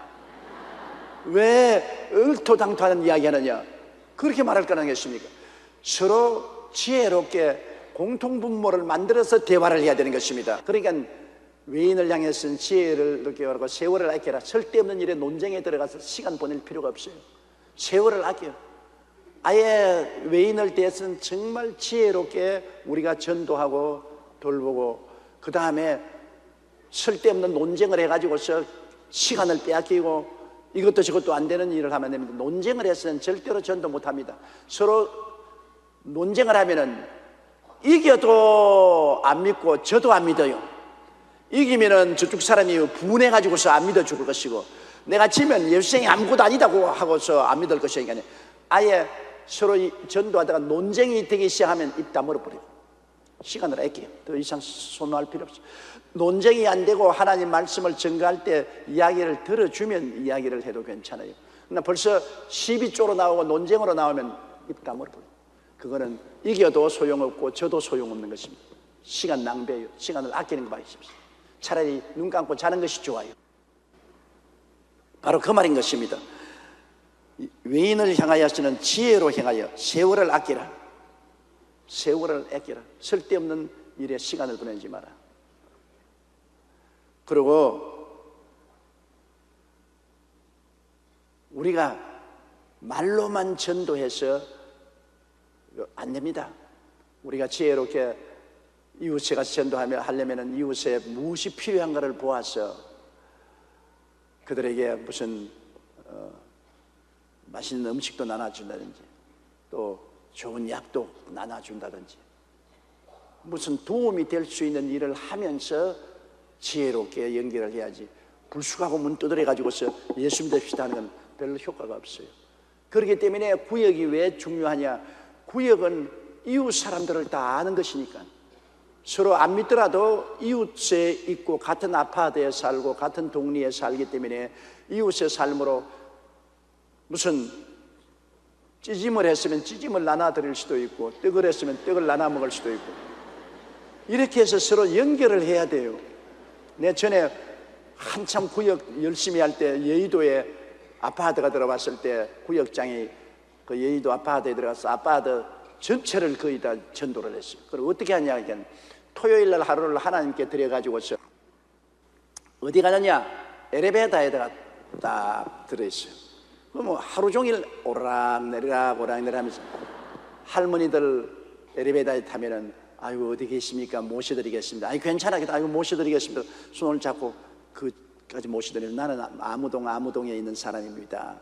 그 말만 해요. 예수 믿어도 말 안 해요. 그러고 난 다음 어린아이 데려오면 어린아이 안고 데리고 오면 아이고 내가 애 좀 데려다 드릴까요? 나 아무동에 있는 누굽니다. 그것도 데려다 주고, 또 짐부 딸이 들고 오면 짐도 같이 들어주고, 이래서 얼굴을 익히는 겁니다. 낯선 사람이 되지 않고 서로 엘리베이터에서 서로 인사하는 거죠. 요사이 사회라는 것은 엘리베이터에서도 한 동네에 살아도 인사 안 하지 않아요.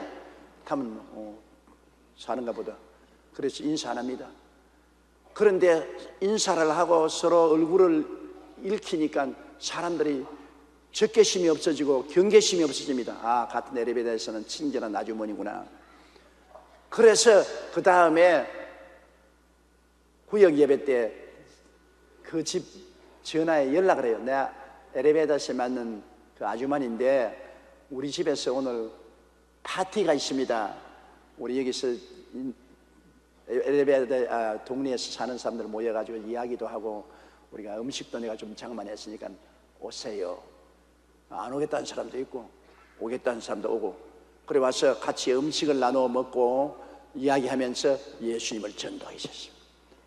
예수님 전도도 그냥 단도직입적으로 예수 믿으라고 하지 아니하고, 나는 옛날에 몸이 이렇게 아팠는데 백약이 무효라 어찌해도 고침 못 받았는데 우연히 친구가 교회 나가자고 해서 여의도 순복음교회에 나가서 말씀을 듣고 마음의 믿음이 생기고 회개하고 예수 믿고 난 다음에 그렇게 기쁘고 즐겁더니 병도 다 나았고 그렇게 좋다고. 정말 신기하다고. 진짜냐고. 진짜고. 한번 가보자고. 따라오라고. 이래가지고서 아파트 전체를 전도를 다 해버렸었어요. 6절요. 너희 말은 항상 은혜 가운데서 소금으로 고르게 하라. 그리하면 각 사람에게 마땅히 대답할 것을 알리라. 항상 하나님의 은혜 가운데 성령님을 의지하는 것입니다. 은혜는 바로 성령이 역사하는 것입니다. 항상 은혜 가운데서 하나님 성령이여 저분에게 어떻게 전도할까요? 하나님 성령이여 어떻게 그리스도를 나타낼까요?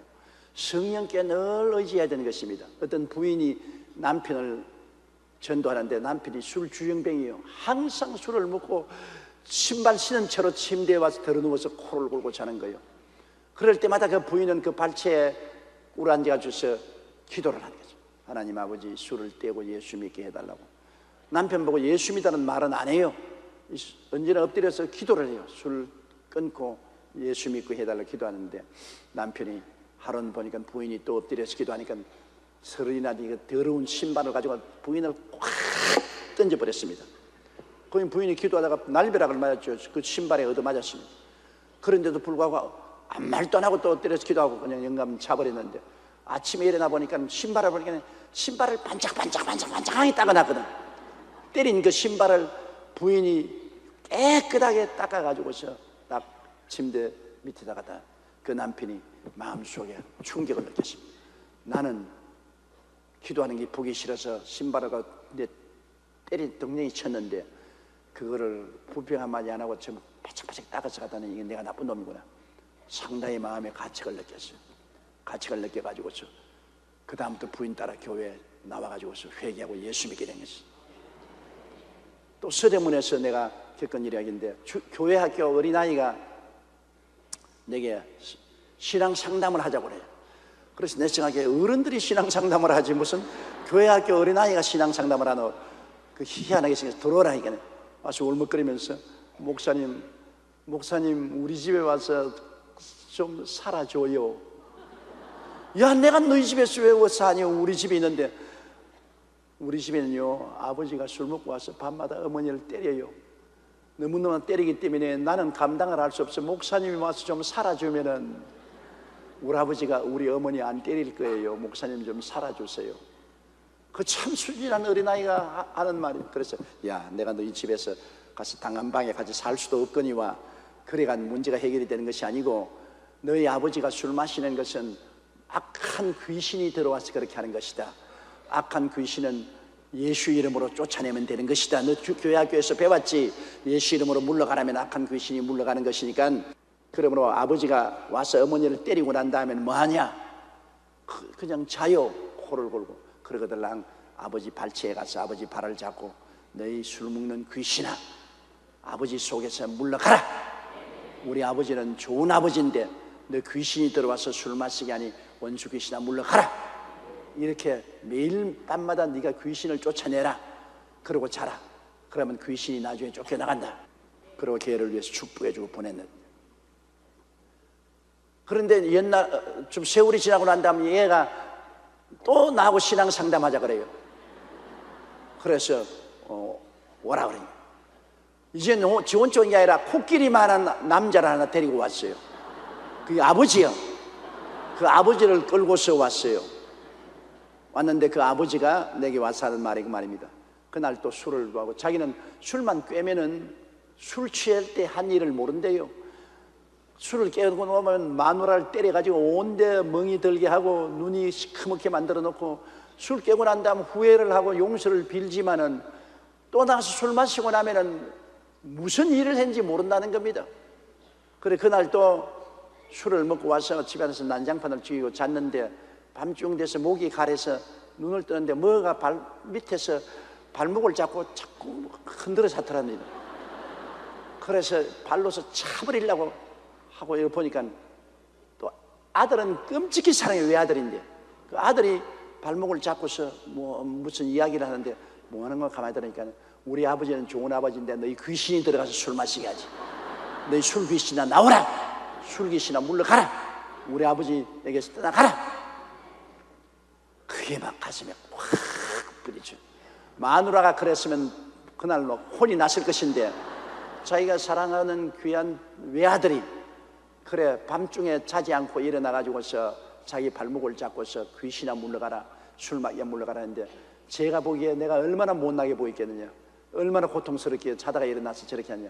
그만 화닥뜨게 일어나서 아들을 끼안고, 그래 너 아버지 귀신이다. 너 아버지 귀신이다. 너 아버지 귀신 좀 쫓아들라.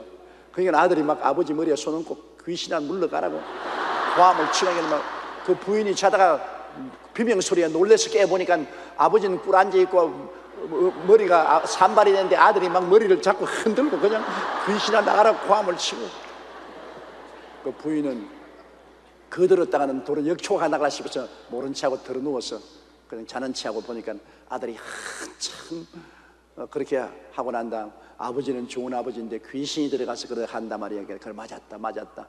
나는 이제는 다시는 안 그럴 테니까 그래 너 따라 교회 나갈게. 너희 목사님 만나서 내가 기도받겠다. 그래서 걔가 그 아버지를 데리고 교회로 나왔어요. 나와서 제가 안수기도를 했습니다. 그리고 그 사람 예수 믿어서 나중에 우리 교회 안수집사까지 됐어요. 천당 가기 전에 안수집사까지 되고 온 가족이 다 구원을 받고 하나님께 영광을 돌리는 귀한 가정이 된 것을 보았습니다. 은혜가 오면은 그런 역사가 일어나요.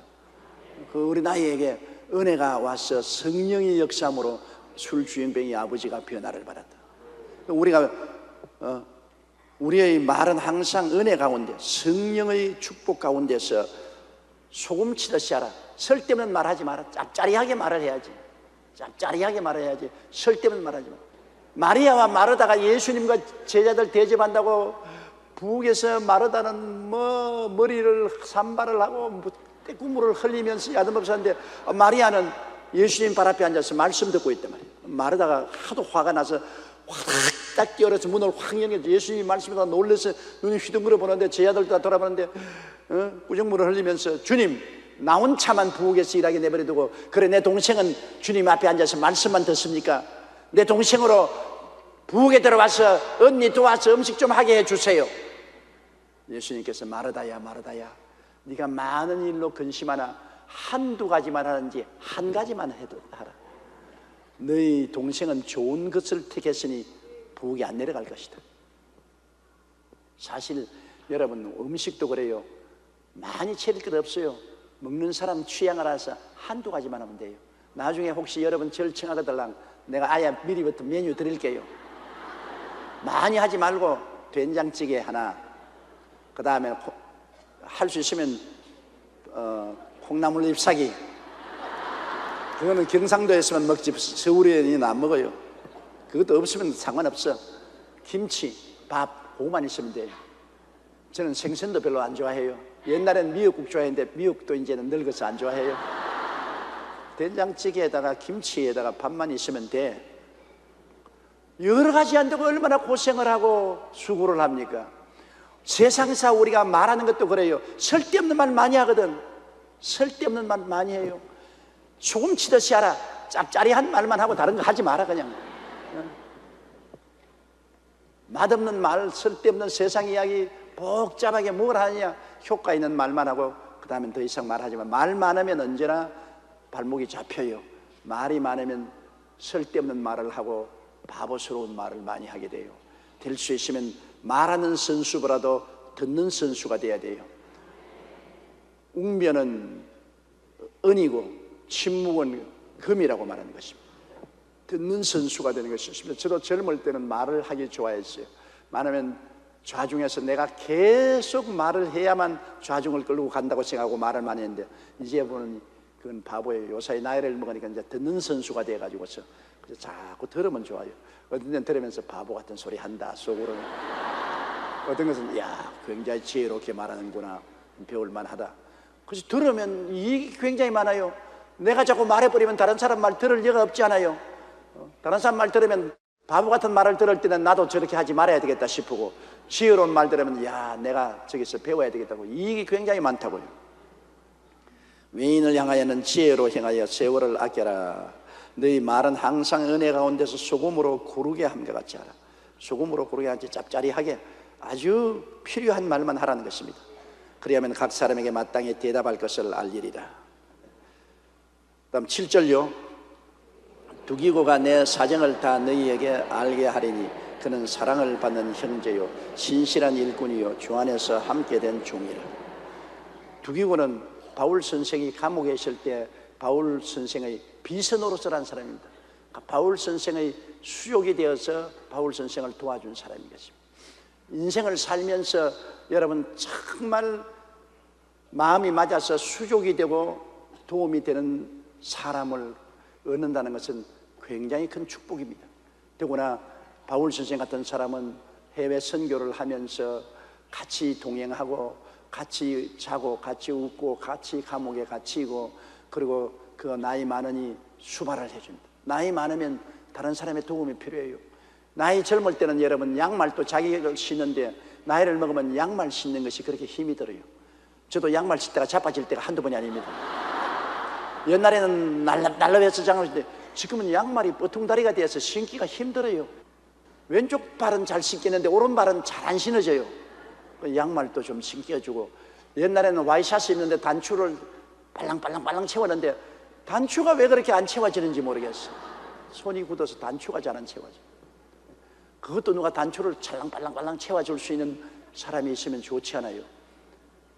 당장 인생을 살아가는데 옷 입고 양말 신는 것도 혼자서 하기가 힘들어질 때가 오는 것입니다. 뭐 별 도리 없이 사람이 나이 먹으면 그렇게 되죠. 그렇고 그 다음엔 생활 신발 신고 거동하는데 도움이 되는, 바울 선생도 나이 많아져서 이제는 선교하는데 상당히 어려움이 많았습니다. 계단을 올라갈 때도 누가 부축을 해줘야 되고, 그리고 앉았고 일었을 때도 이렇게 줘야 됩니다.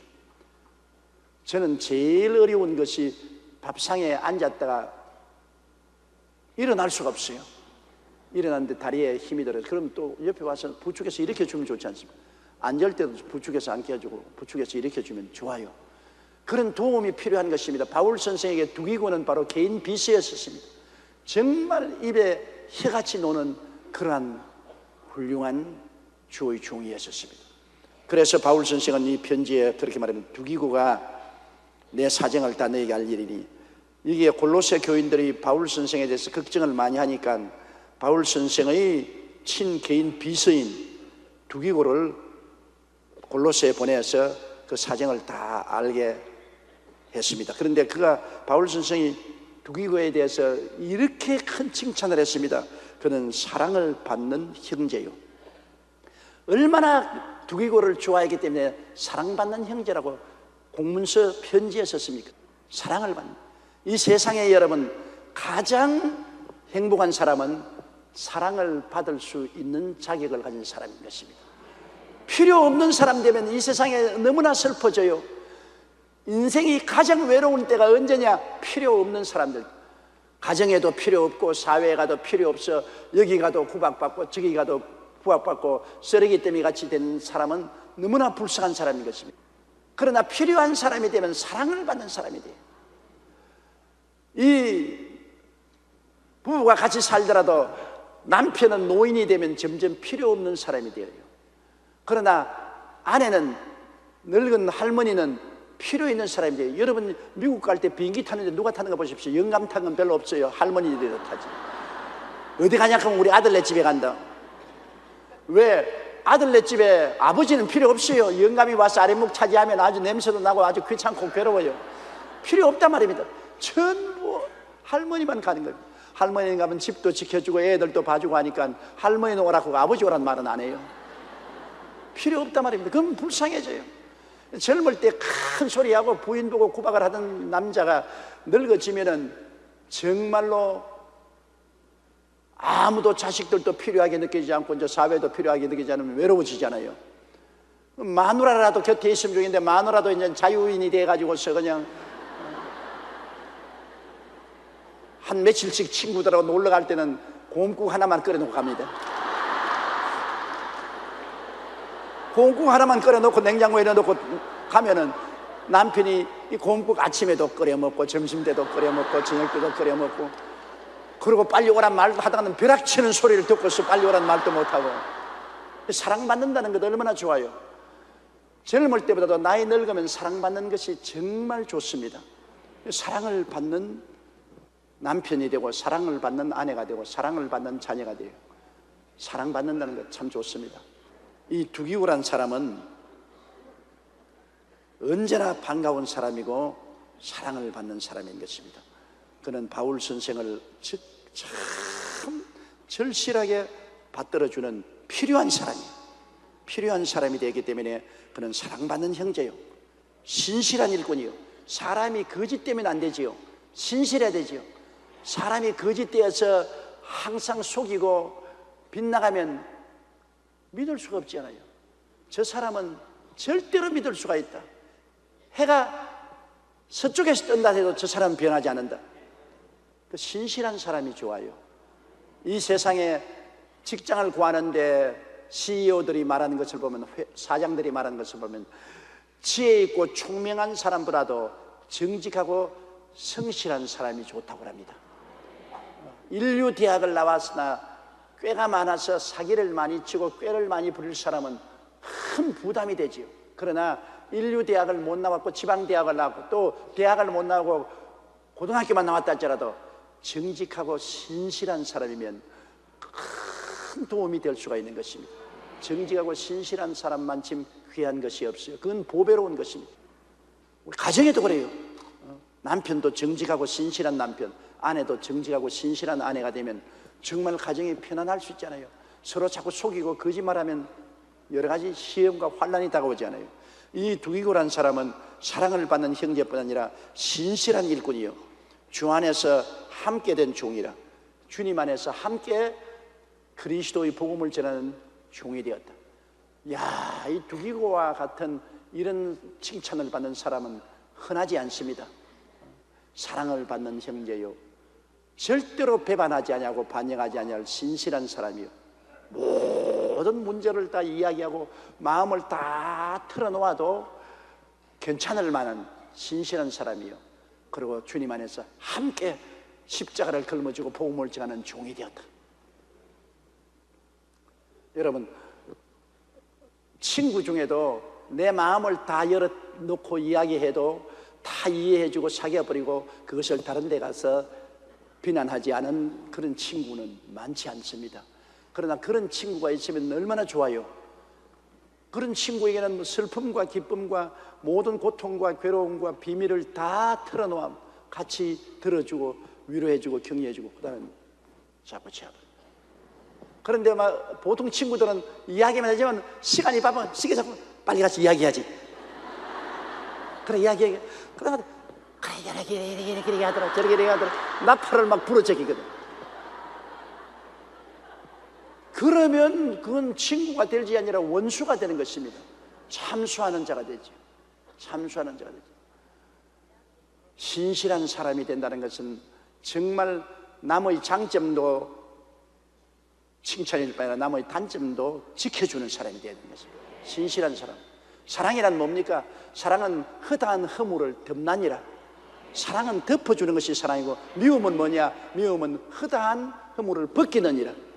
미움은 자꾸 와서 사람 벗기고 핥히고 상처 입고 짓밟는 것이 미움이요, 사랑은 허다한 허물을 다 덮어주고 그리고 치료해주고 씻어주고 추스려주는 것이 사랑인 것입니다.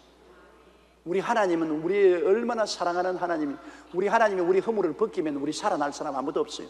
아담과 하와가 범죄하고 에덴에 나갈 때 하나님이 빨가벗기고 나가고 짐승을 잡아서 가죽 옷을 지어서 입혀서 보냈습니다. 벗겨서 안 보냈어요. 하나님을 반역한 원수도 입혀서 보냈어요. 예수님이 십자가에 몸짓고 피 흘려서 우리 죄를 다 청산할 뿐 아니라 그의 이로운 삶을 벗겨서 우리에게 두루마기로 입혀주십니다. 하나님은 사랑하기 때문에 허다한 허물을 덮습니다. 우리의 죄가 머리털까지 많아도 주님 다 덮어버리고 씻어버리고 잊어버리고 우리를 구원하시는 것이니 하나님의 사랑이 얼마나 큽니까? 하나님이 사랑 아니면 우리가 하나님 앞에 설 수가 없습니다. 하나님 사랑이 너무나 크기 때문에 죄를 짓고 불의하고 추악하고 버림을 받아야 마땅함에도 불구하고 죄 있는 그대로 못낸 그대로 빈손은 그대로 우리를 영접해서 주님이 씻어주시고 허물을 덮어주시고 상처를 치료해 주시고 주님께서 추스려 주시는 하나님, 하나님은 좋은 하나님인 것입니다. 그런데 마귀는 그렇지 않잖아요. 잠수하지 않습니까? 마귀는 와서 있는 것 없는 것 다 벗겨 제끼고 핥히고 먹칠하고 짓밟는 것이 마귀인데 우리는 마귀 편이 되지 말아야 돼요. 우리 하나님처럼 사랑하는 사람이 되는 것입니다. 우리 두기고와 같은 사람이 된다. 사랑받는 사람, 바울 선생을 사랑하고 또 이웃을 사랑하는 사람, 그 다음 신실한 사람, 믿을 수 있는 사람, 신실한 사람, 거짓되지 않고 위선되지 않은 착실하고 신실한 사람, 그리고 함께 멍에를 메고 종된 사람, 이 세 가지가 합쳐지면 정말로 훌륭한 동지가 될 수 있는 것입니다. 8절요. 내가 저를 특별히 너희에게 보낸 것은 너희로 우리 사정을 알게 하고 너희 마음을 위로하게 하려 함이라. 이런 자기 비서를, 자기와 같이 있는 동역자를 특별히 골로새에서 보냈습니다. 외국에서 사절이 올 때 여러분, 국회의원이 오는 것하고 총리가 오는 것하고 대통령이 오는 것하고 급수가 다릅니다. 이번 부산 아펙 대회 각국 정상들, 대통령 수상들이 오잖아요. 굉장히 중요한 모임이 아닙니까? 여러분, 어떠한 레벨의 사람이 모이는가에 따라서 중요한 것입니다. 어떠한 모임에 집사님이 참석하는 것, 그 다음 안수 집사님이 참석하는 것, 그 다음 장로님이 참석하는 것, 부목사가 참석하는 것, 제가 참석하는 것, 레벨가 달라요. 중요성에 따라서 중요한 사람이 가는 것입니다. 그럼 바울 선생이 가장 사랑하고 신실한 사람으로 일해하고 같이 종된 두기고를 골로새에 보냈을 때는 굉장한 무게를 둔 것입니다. 골로새 사람들이 바울 선생을 무척 걱정하고 로마의 감옥에 갇혀 있으니 그의 신상을 크게 걱정을 하고 있기 때문에 그 골로새 교인들의 간절한 마음과 걱정을 위로하기 위해서 보통 사람 보낸 게 아니라 굉장히 무게 있는 자기의 신실한 사람을 보낸 것입니다. 그가 보내가지고서 바울 선생의 모든 형편과 사정을 잘 설명함으로 마음의 위로를 받고 마음의 평안을 얻게 한 것입니다. 사정을 알고 나면 마음의 평안이 오잖아요. 오늘날 정보화 사회에서 오늘날 같으면 뭐 핸드폰 하나만 들면은 다 뭐 골로새서 뭐 빌립보나 에베소나 다 이야기할 수 있는데, 옛날에는 통신망이 없기 때문에 그냥 걸어가야 돼요. 걸어가서 친필로 편지를 전하고 말을 해야 되는 그 어려운 시대에 살고 있는 것입니다. 요 사회야 정말 참 여러분, 세월이 얼마나 좋아졌는지, 미국이나 구라파나 남미나 어디 가도 전화만 들면 그냥 핸드폰으로 다 와요. 저도 우리 지역장 구역장 여러분의 문자 메시지만 보내면 다 전달할 수 있어요. 여러분, 저 문자 메시지 받는 사람 한번 손들어 봐 주십시오. 너무 적다. 내가 생일날마다 다 문자 메시지 보내는데 생일날 문자 메시지 받은 사람 한번 손들어 봐 주세요. 예. 핸드폰 없는 사람은 못 보내지만 핸드폰 있는 사람은 다 알려주세요. 생일날 제가 전부 다 기억하고 문자 메시지 축하 보낸다고. 그리고 추수감사제도 문자 메시지 보내고, 크리스마스 때도 문자 메시지 보내고, 또 교회에 특별한 공지사항이 있으면 여러분에게 문자 메시지 제가 보내는데요. 옛날 같으면 일일이 편지를 보내려면 끝이 없는데 요새는 문자 메시지 탁탁탁 누르면 쫙!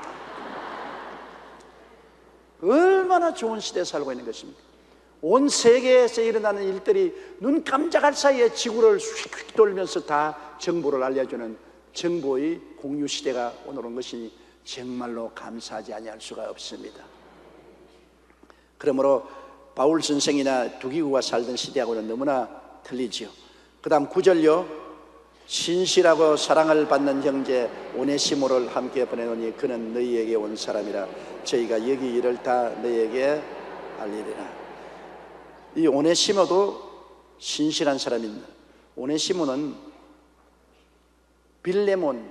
빌레몬이라는 예수 잘 믿고 큰 부잣집의 종으로 있던 사람입니다. 종으로 있던 사람이 종로로 실어서 도망을 쳤다가 잡혀가지고서 로마의 감옥에 들어와서 바울 선생을 만나 전도를 받아서 회개를 하고 예수를 믿고 변화를 받고 아주 신실한 사람이 됐습니다. 사람이 예수 믿고 변화되면 신실한 사람이 돼요. 속에 무엇이 들어오는가에 따라서 여러분 사람이 달라지는데, 속에 마귀가 들어오면 마귀 형상이 되고 예수님이 들어오면 예수님의 모습을 담게 되지 않습니까?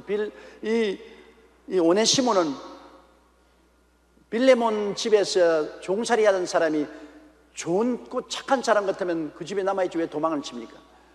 빌레몬 주인을 박차고 도망을 쳐서 로마까지 왔다가 또 무슨 잘못을 저질러서 관에 잡혀가지고서 바울이 들어있는 감옥에 들어왔다가 감옥에서 전도를 받고 회개하고 예수를 믿고 그 다음에는 확 달라졌다. 오늘날 확 달라질 수 있는 길은 예수 믿는 길밖에 없어요. 힘써도 못하네, 애써도 못하네, 수양과 도덕과 노력을 해도 안 되는데 예수 믿으면 누구든지 그리스도 안에 있으면 새로운 피조물이라. 이전 것은 지나갔으니 보라 새 것이 되었도다.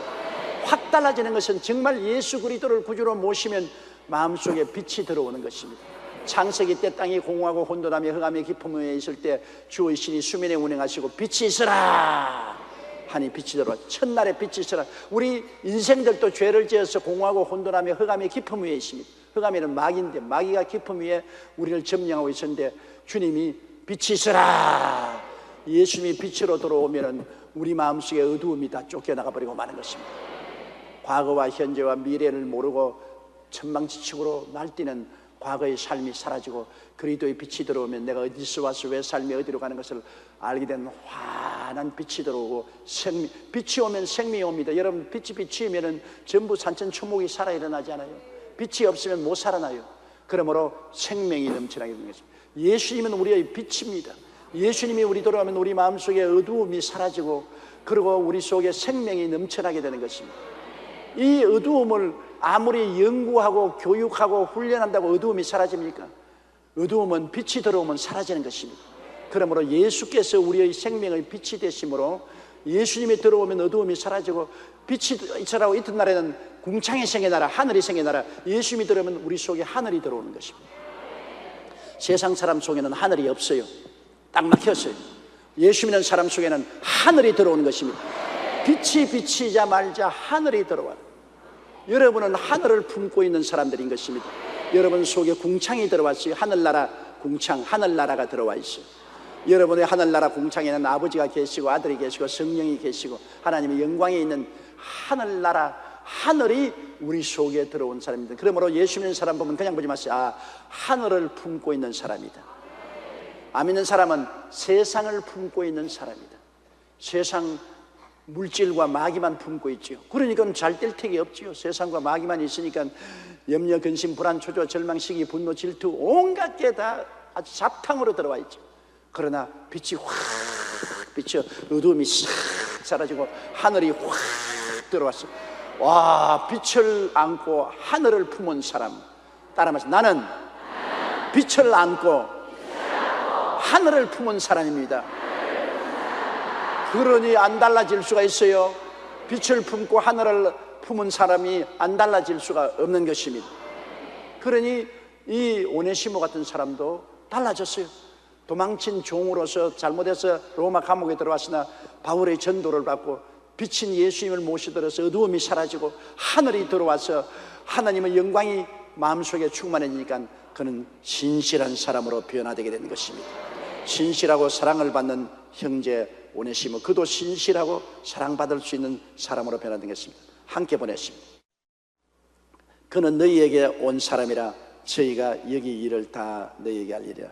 골로새 그 주인이 빌레몬이 골로새에 있었는데 골로새에 있던 사람인데 여기 일을 너희에게 다 보낼 것이다. 나중에 보면 빌레몬서에 바울이 편지를 썼습니다. 오네시모를 잘 받아들이라고. 한때는 종으로 있다가 도망을 쳐 나쁜 놈이지만은 변화받아 새 사람이 되었으니 나를 보고라도 다 이제 형제로 알고 받아들이라는 편지를 손에 들려서 보낸 사실을 우리가 알고 있는 것입니다.